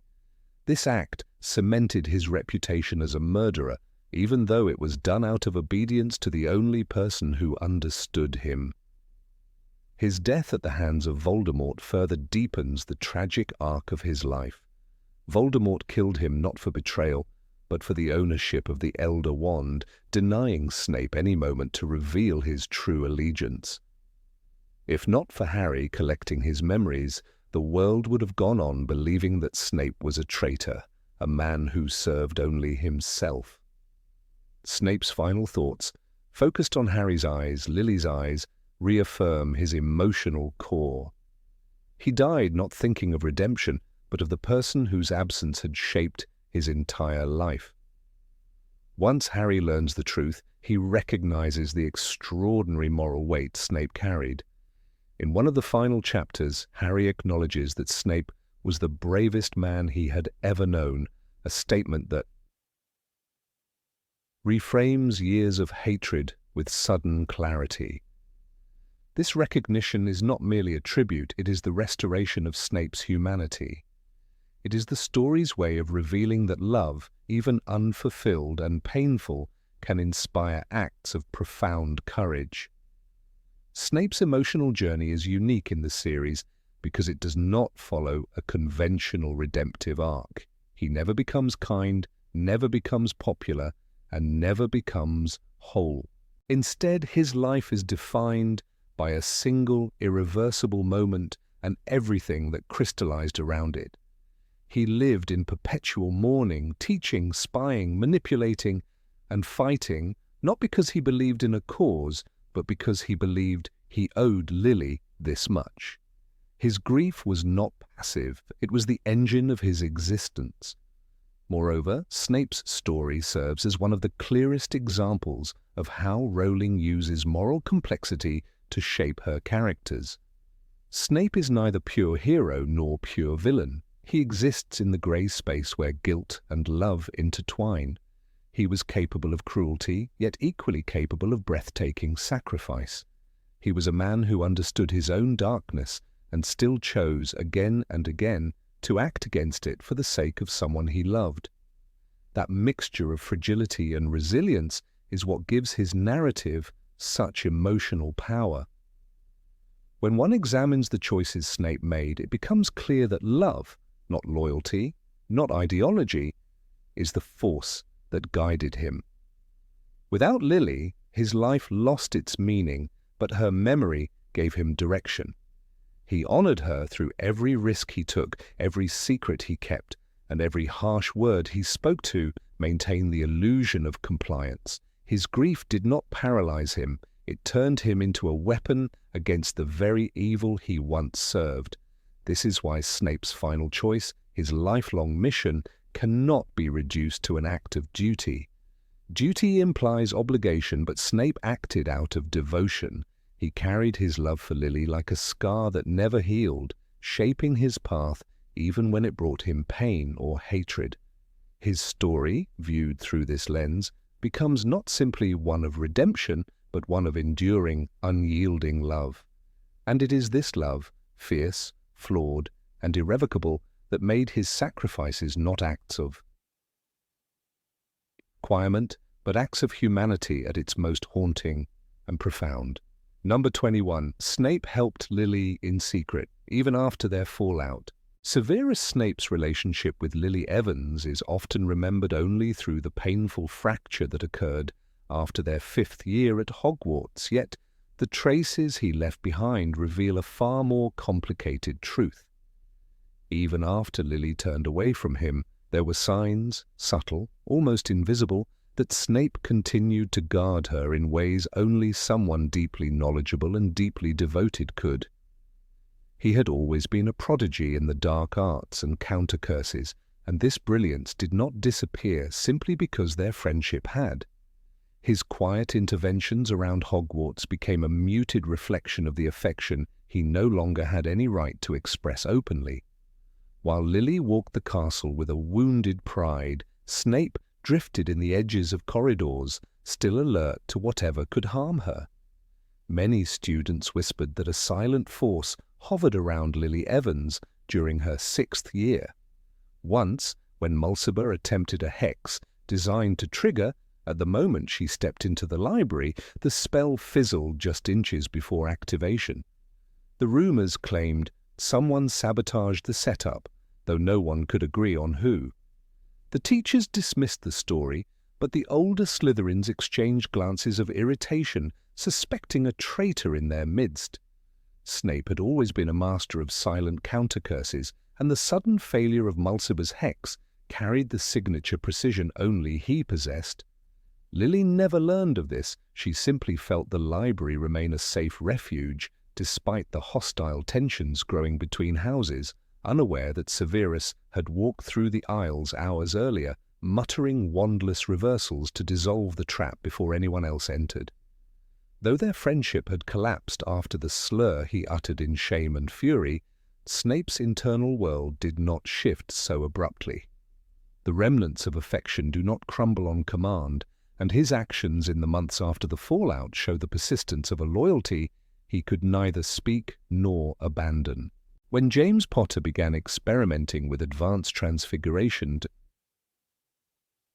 impress his friends, particularly the spell to transform a staircase into a temporary chute, Lily nearly became an unintended victim. The slide charm had malfunctioned, warping the railing and sending it wobbling dangerously. Hours before the accident could occur, Snape restored the stonework by strengthening the defensive runes beneath it. The only evidence of his involvement was a faint scorch mark near the base, quickly overlooked by Filch. Lily walked that staircase every morning without knowing that Severus, still unable to meet her eyes, had quietly ensured her safety. There are small moments recorded in the memory of Hogwarts that reveal Snape's hidden presence.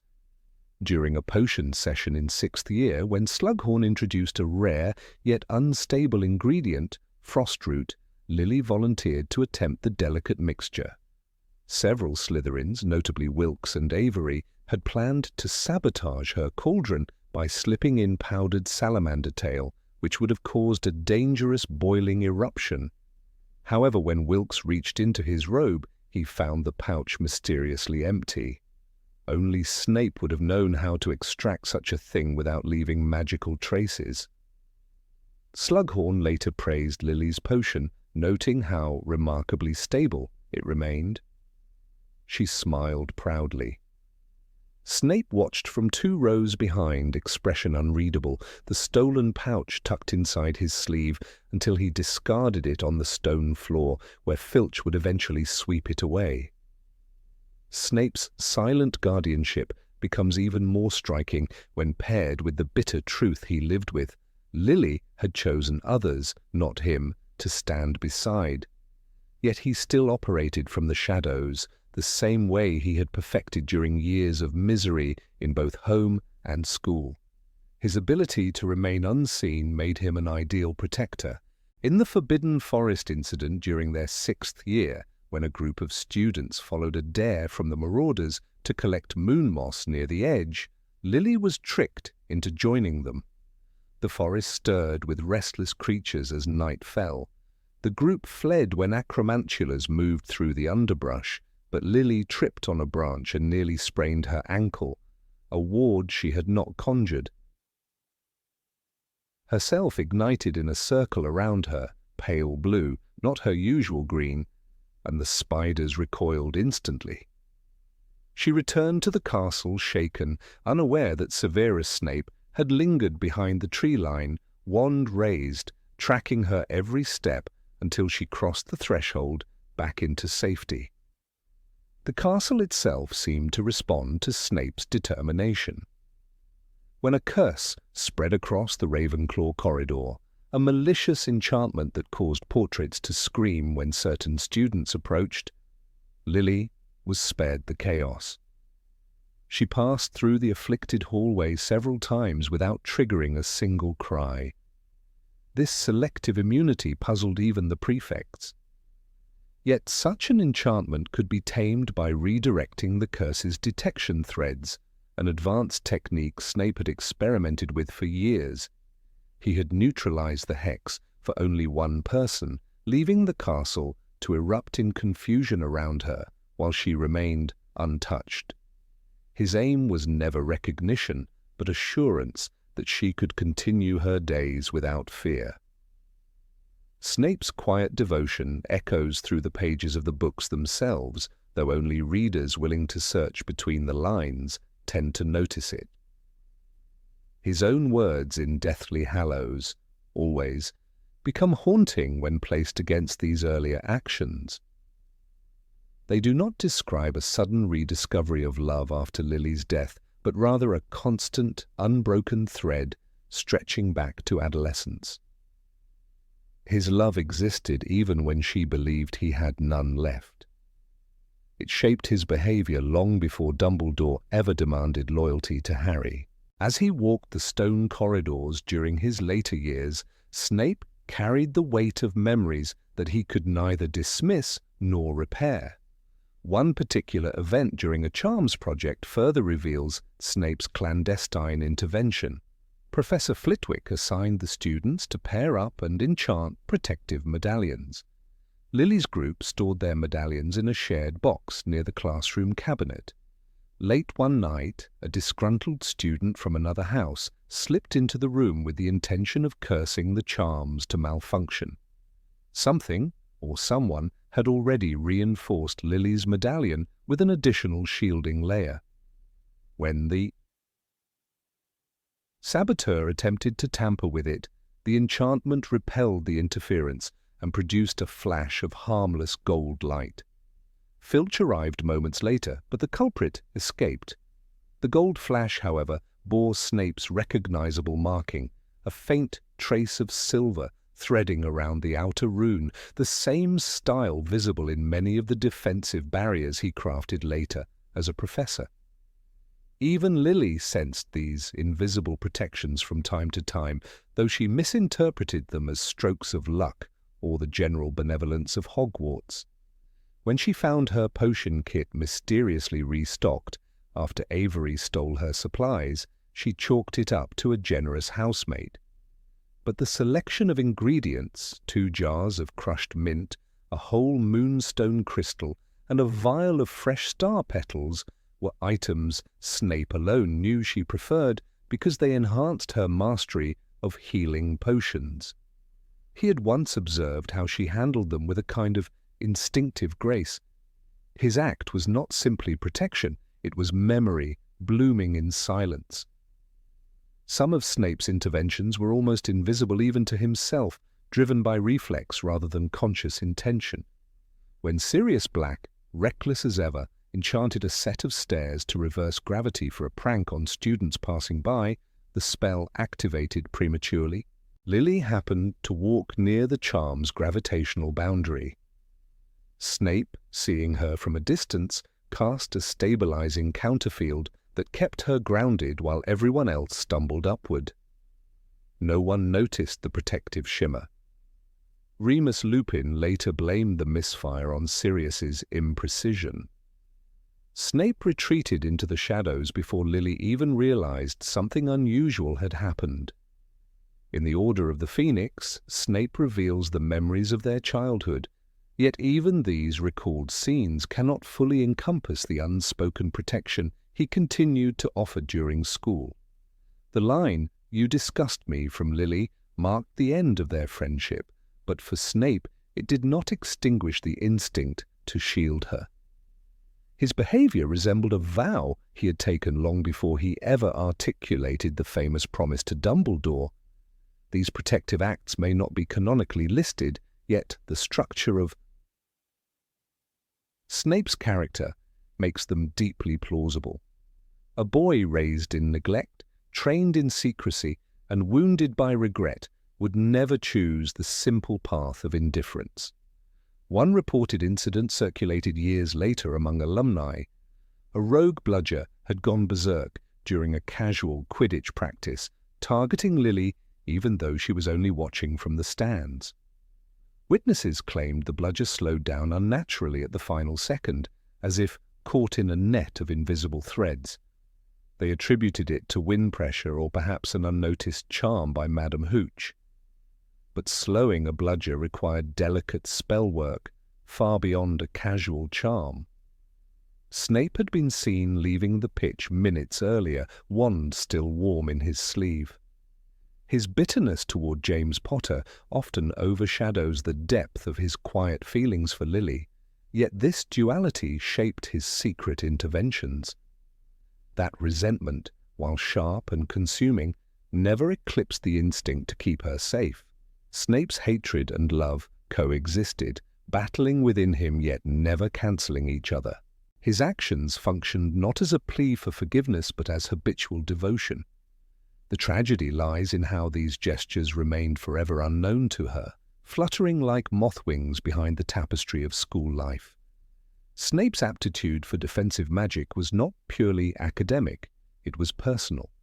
His knowledge of curses and counter-curses had been forged during childhood when he used magic to shield himself from the chaos of his home. Applying this knowledge at Hogwarts became second nature. When enchantments aimed at Lily faltered, when dangerous mischief dissolved before she encountered it, when the castle seemed to guide her away from harm, these were the echoes of Severus acting from the shadows. The boy who could not express remorse in words expressed it instead through spellwork, measured not in apologies, but in warded footsteps. Long before the world knew Severus Snape as traitor, spy, saviour, or martyr, he had already begun his lifelong pattern, protecting Lily Evans in ways she would never see. His book, quote, confession, "I have spied for you and lied for you, put myself in mortal danger for you," resonates backward into his youth.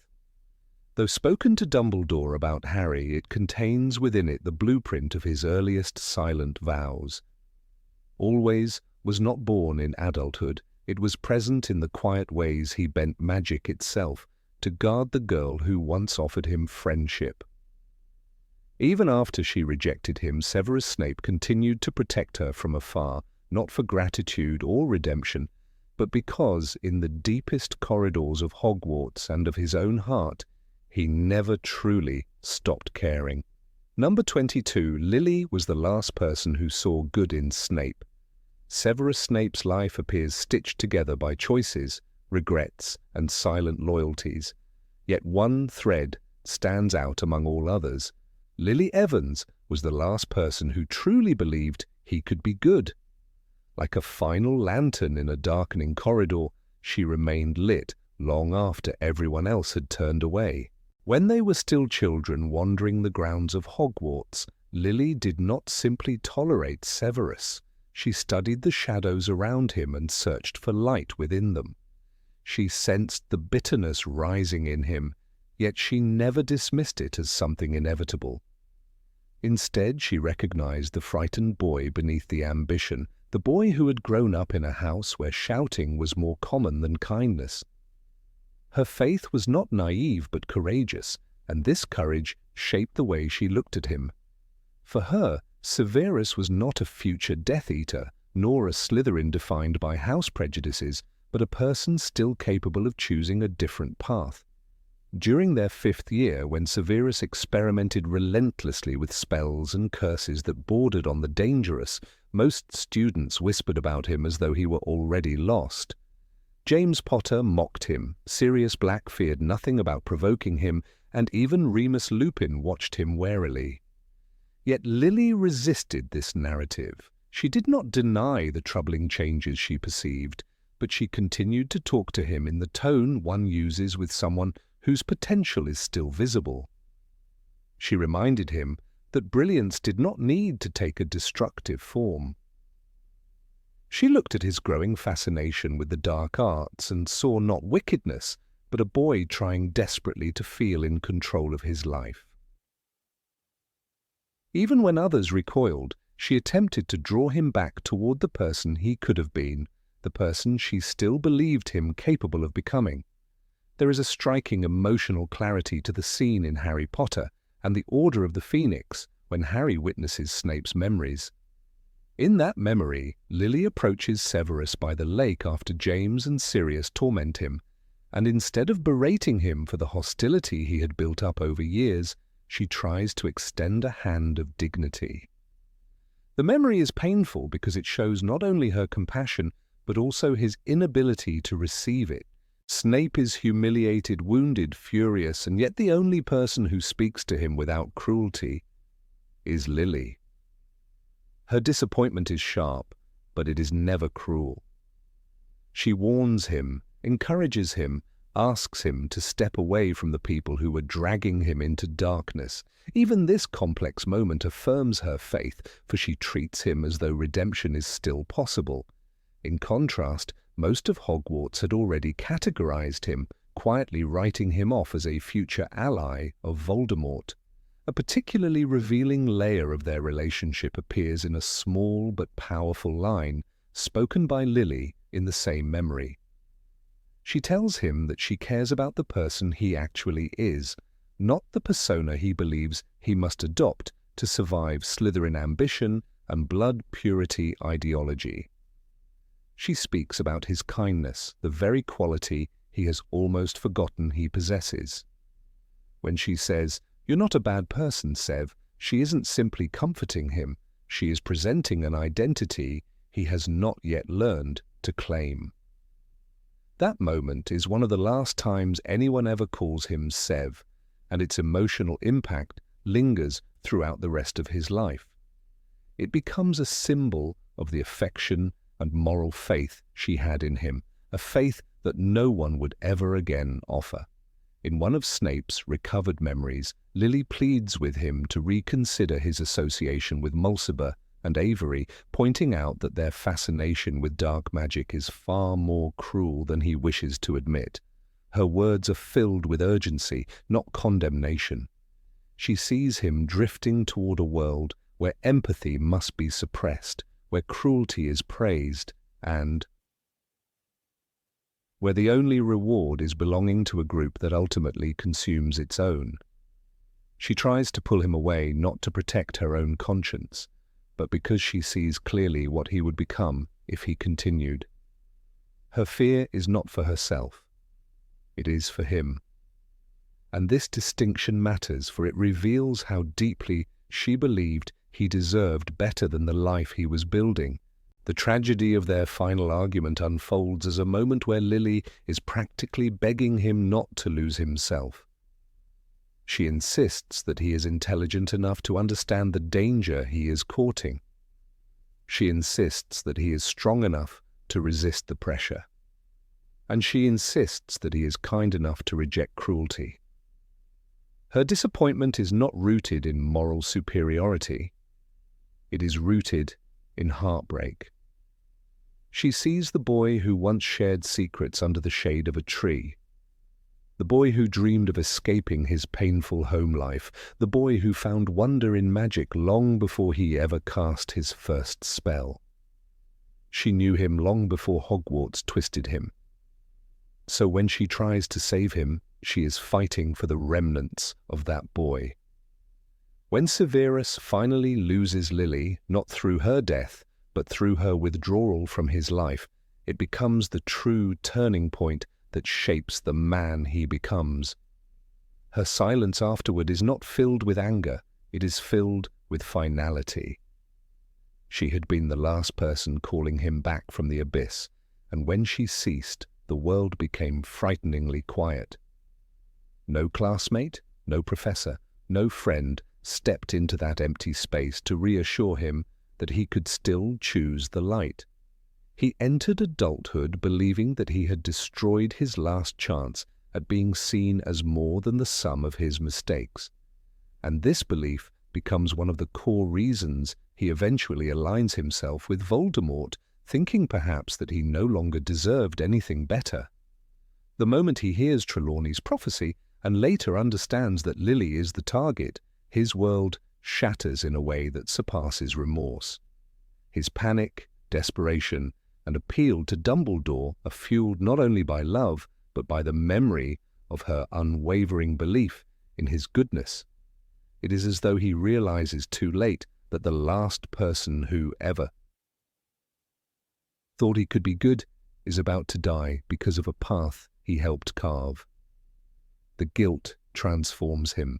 He does not simply regret betraying Lily, he regrets destroying the one connection that had ever given him moral direction. Even after Lily's death, Severus clings to her memory as though it is the only proof that he can still be a better man. He aligns himself with Dumbledore not out of admiration for the headmaster, but because Dumbledore becomes the only remaining witness to his vow, the vow rooted in the trust Lily once placed in him. Yet even Dumbledore does not treat him with the same warmth or belief. The headmaster respects him, but he does not heal him. Only Lily ever offered that kind of trust. Thus, Snape becomes a man loyal to the dead, because the living no longer see anything within him worth saving. Hogwarts becomes a colder place for him after Lily is gone. Students fear him, staff tolerate him, and even those who later admire his abilities do so from a distance. The warmth of being called Sev disappears entirely from his life. It is striking that even in his interactions with Harry, whom he protects relentlessly, Snape never steps toward vulnerability. He cannot bear the mirror of Lily's eyes judging him. He cannot bear the thought that Harry might one day ask why no one ever believed in him. In Snape's mind, that chapter closed with Lily. One of the most poignant lines in the entire series appears during Snape's final memories, when Dumbledore sees the silver doe Patronus and asks what it means. Snape answers, "Always." It is the quietest confession of a lifetime of regret. But more than that, it is a confession that Lily's faith and the loss of that faith has defined the entire trajectory of his life. He loved her, yes, but he also mourned the version of himself she believed existed. He mourned the man he might have become had he not allowed anger, humiliation, and desperation to dominate his choices. It is significant that Snape's Patronus remains identical to Lily's even decades after her death. This is not simply a symbol of romantic devotion, it is a symbol of an identity he continues to chase but never fully reaches. His Patronus is a ghost of the goodness Lily once saw, a shadow of the person he could have been. Every time he casts it, he invokes not only her memory, but also the lost belief she had in him. It becomes a silent ritual of longing for redemption. Snape's loyalty to Harry becomes another reflection of Lily's influence. He protects the boy, not because he admires him, but because the act allows him to honor the last moral anchor he ever had. Even in moments when Harry resembles James more than Lily, Snape continues his duty. The world sees him as harsh, cold, sarcastic, even cruel. But beneath these layers survives a man desperately honoring a promise to the only person who ever saw him as capable of goodness. His hostility toward Harry is a disguise, hiding the unbearable truth that protecting the boy is the closest he will ever come to recovering the lost faith of his childhood. By the time of his death in the Shrieking Shack, Severus no longer hopes for forgiveness. He knows that his life has hardened into something severely limited by regret. Yet his final act, giving Harry the memories, shows that even at the very end, he wants Lily's story, and his own story with her, to be understood. He wants someone to know that there was once a person who believed in him, and that her belief shaped everything that followed. He wants someone to see that beneath the bitterness was a broken man who never recovered from losing the last person who recognized the good in him. The tragedy becomes complete when one realizes that Snape never forgave himself because Lily was the last witness to his potential. Without her, he felt unworthy of redemption. Without her, he stopped believing in his own capacity for goodness. And perhaps the greatest sorrow of all is that the world never saw the man Lily once saw so clearly, the boy who might have been saved had he not lost the person who believed in him until the very last moment. Number 23, Severus wanted to be part of her world, but remained outside. Severus Snape's relationship with Lily Evans contains a quiet, painful irony often overshadowed by the larger tragedies of their world. Snape longed to belong to her world, its light, its laughter, its warmth. But despite all his efforts, he remained on the outside looking in.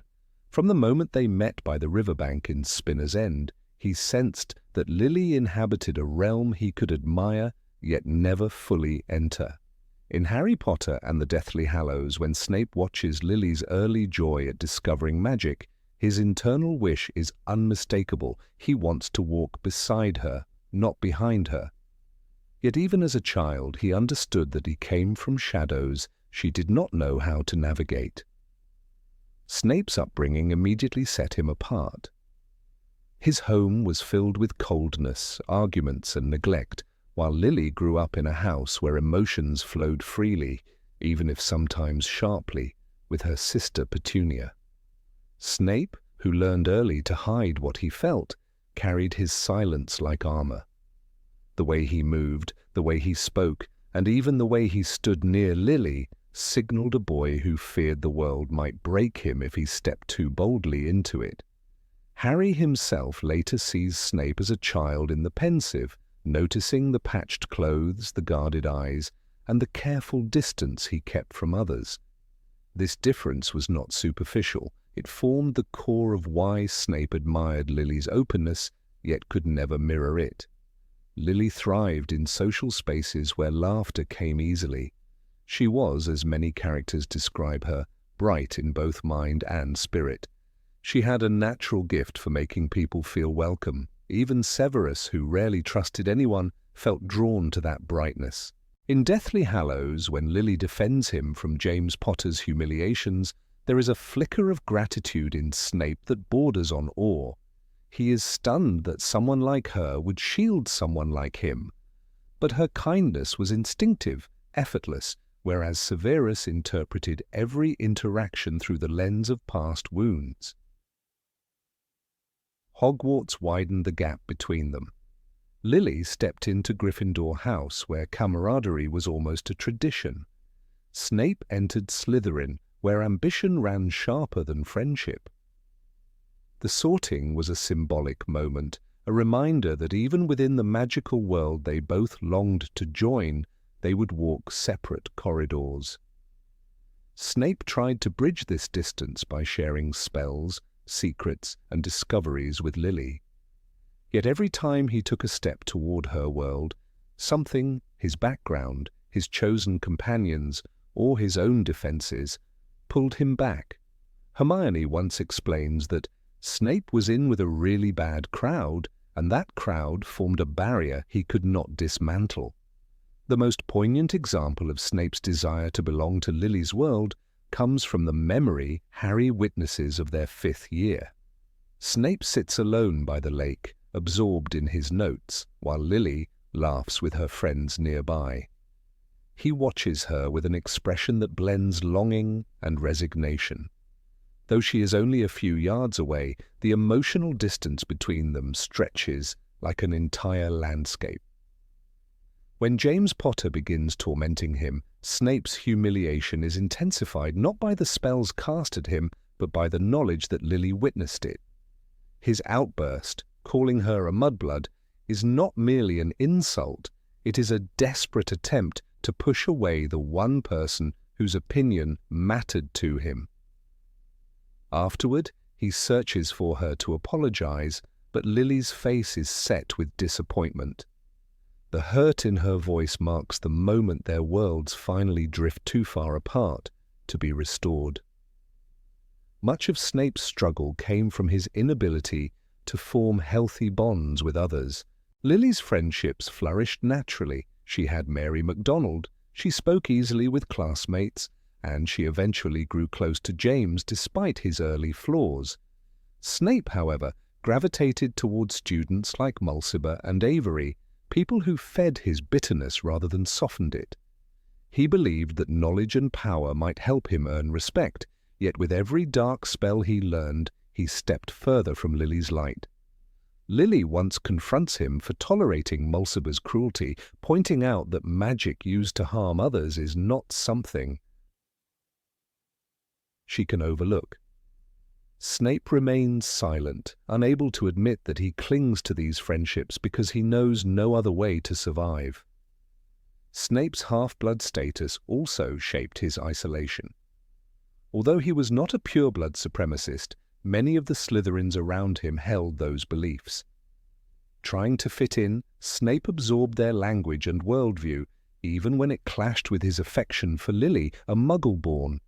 The contradiction tore at him. He wanted to be accepted by the only peers who offered him companionship, yet the cost was alienating the one person he truly valued. In a cruel twist, the same insecurity that made him seek these alliances ultimately ensured he would lose Lily's trust.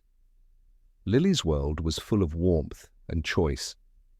She effortlessly attended parties, engaged in conversations, and worked toward a future filled with hope.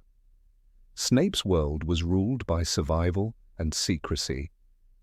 He spent hours in the library, isolated even among students, speaking mainly through sarcasm or silence.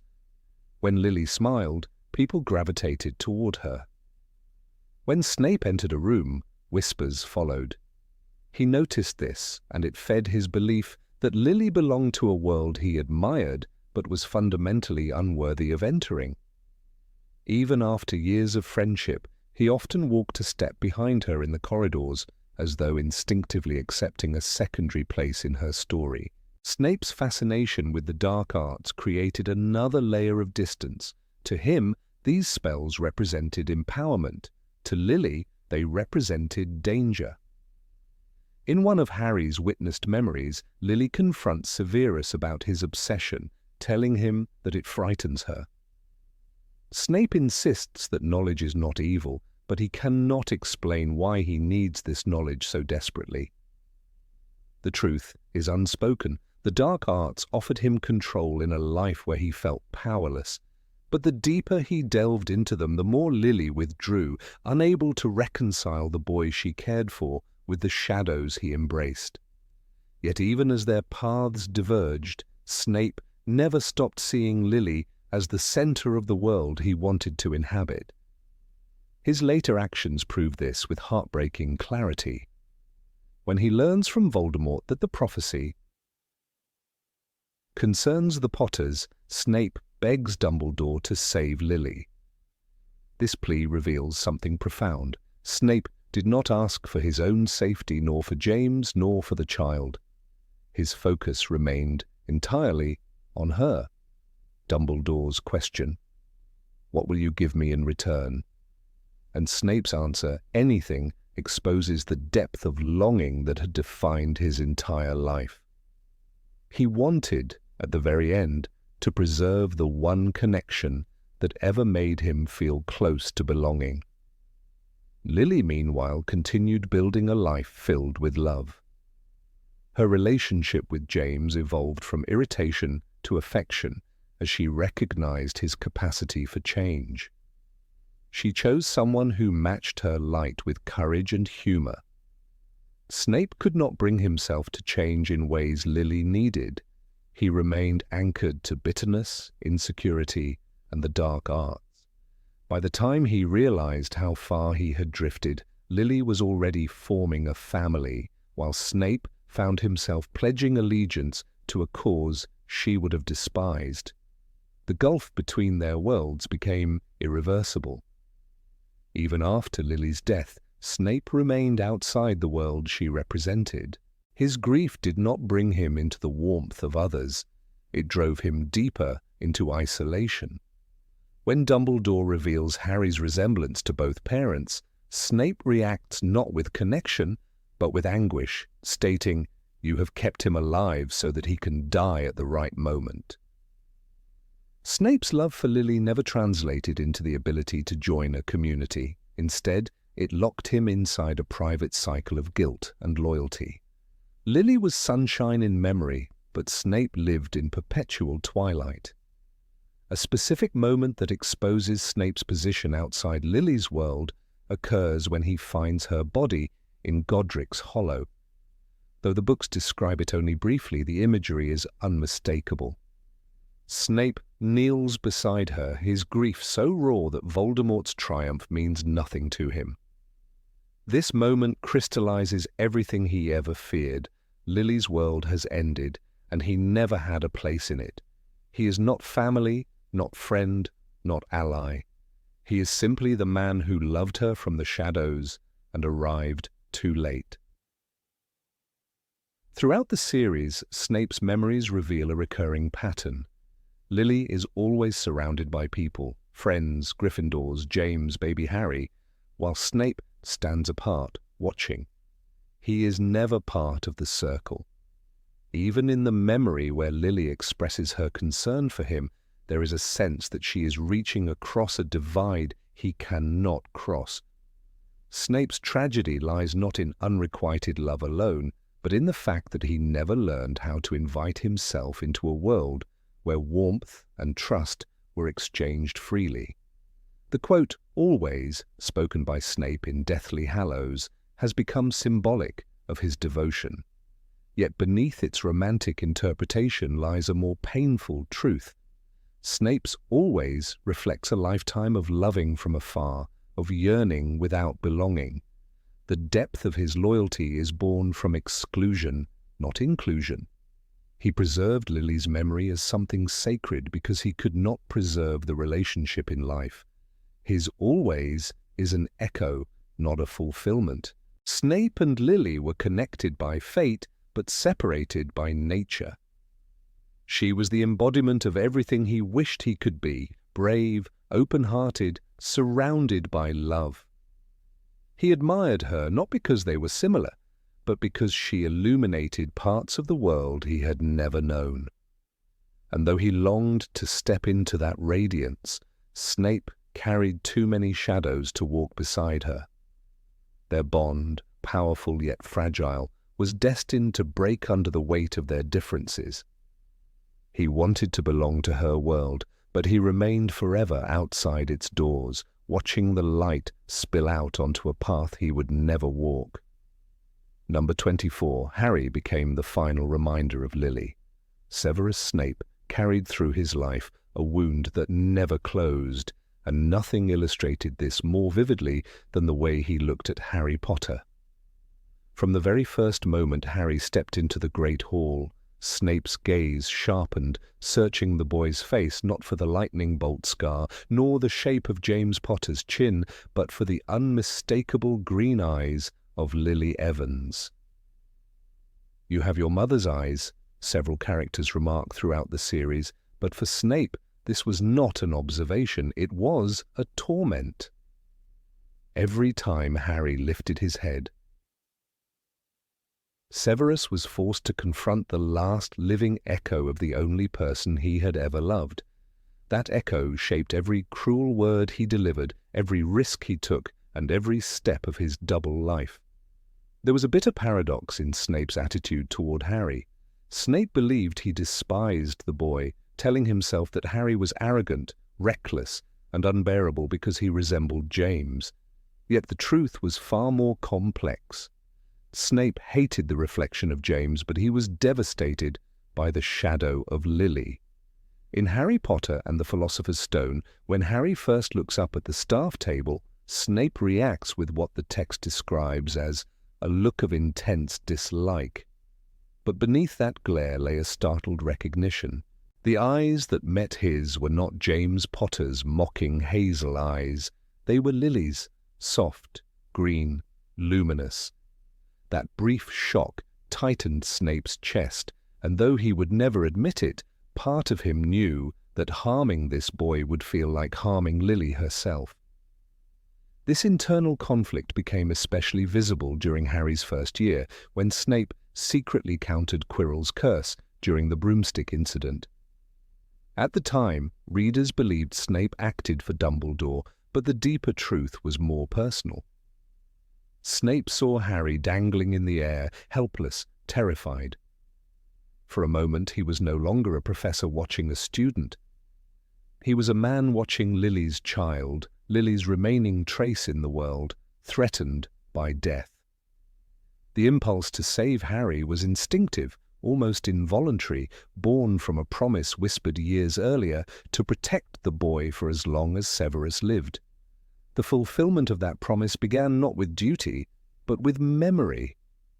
Snape's resentment toward Harry often flared when Harry broke rules or challenged authority. In these moments, Snape saw James with painful clarity. The smirk, the defiance, the reckless courage, all of it reminded him of the boy who tormented him in school and ultimately won Lily's heart.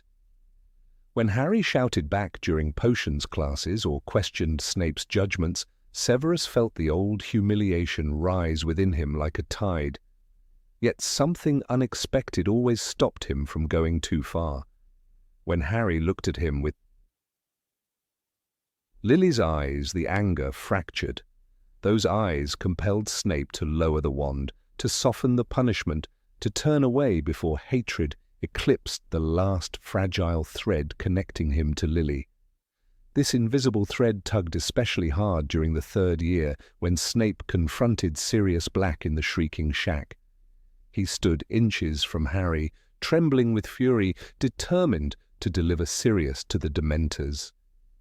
He believed Black had betrayed Lily and James, and his rage was righteous. Yet even then the presence of Harry acted as a silent restraint. When Harry placed himself between Snape and Sirius, the text notes Snape's reaction as a look of sheer disbelief. But behind that disbelief was another truth. He could not harm the boy Lily died to protect. Even as he raged, even as he shouted accusations, Snape never raised his wand to strike Harry in that moment. Lily's eyes, staring at him with fierce determination, disarmed him more effectively than any spell. One of the clearest examples of the emotional power Harry held over Snape emerges in Order of the Phoenix during occlumency lessons. Snape witnesses Harry's memories of James bullying him, and the old wounds bleed again. The bitterness is overwhelming. Snape ends the lesson abruptly, and his anger burns cold and sharp. Yet what follows is telling. He does not abandon his mission. He does not refuse further lessons despite the humiliation. He continues to shield Harry's mind because the promise he made to Lily stands above his pride. Even when Harry sees Snape's worst memory, a moment so painful that Snape's voice trembles, he still returns to protect the boy's mind from Voldemort. This endurance speaks to a devotion stronger than hatred.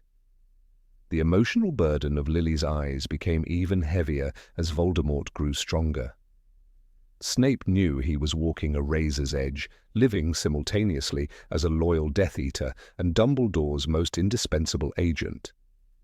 It was a life fueled by guilt and anchored by a single memory: Lily's face on the night she died. Harry's eyes dragged that memory back every day. They reminded Snape why he swallowed Voldemort's commands, why he endured the suspicion of the Order, why he allowed the world to misjudge him so harshly. Protecting Harry was not merely a mission, it was an act of devotion to Lily's memory, a fragile attempt at redemption for the mistake that cost her life.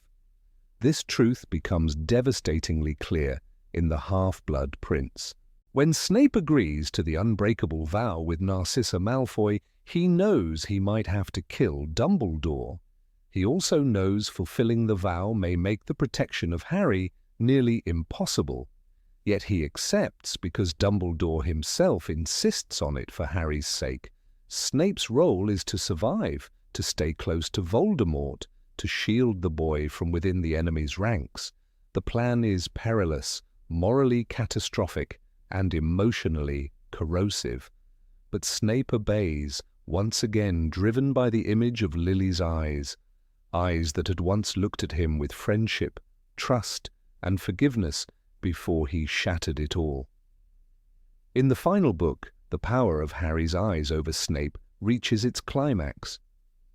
When Snape watches Harry cradling Dobby's body or sees him fighting desperately to protect Hogwarts, he cannot help but feel the echo of Lily's compassion.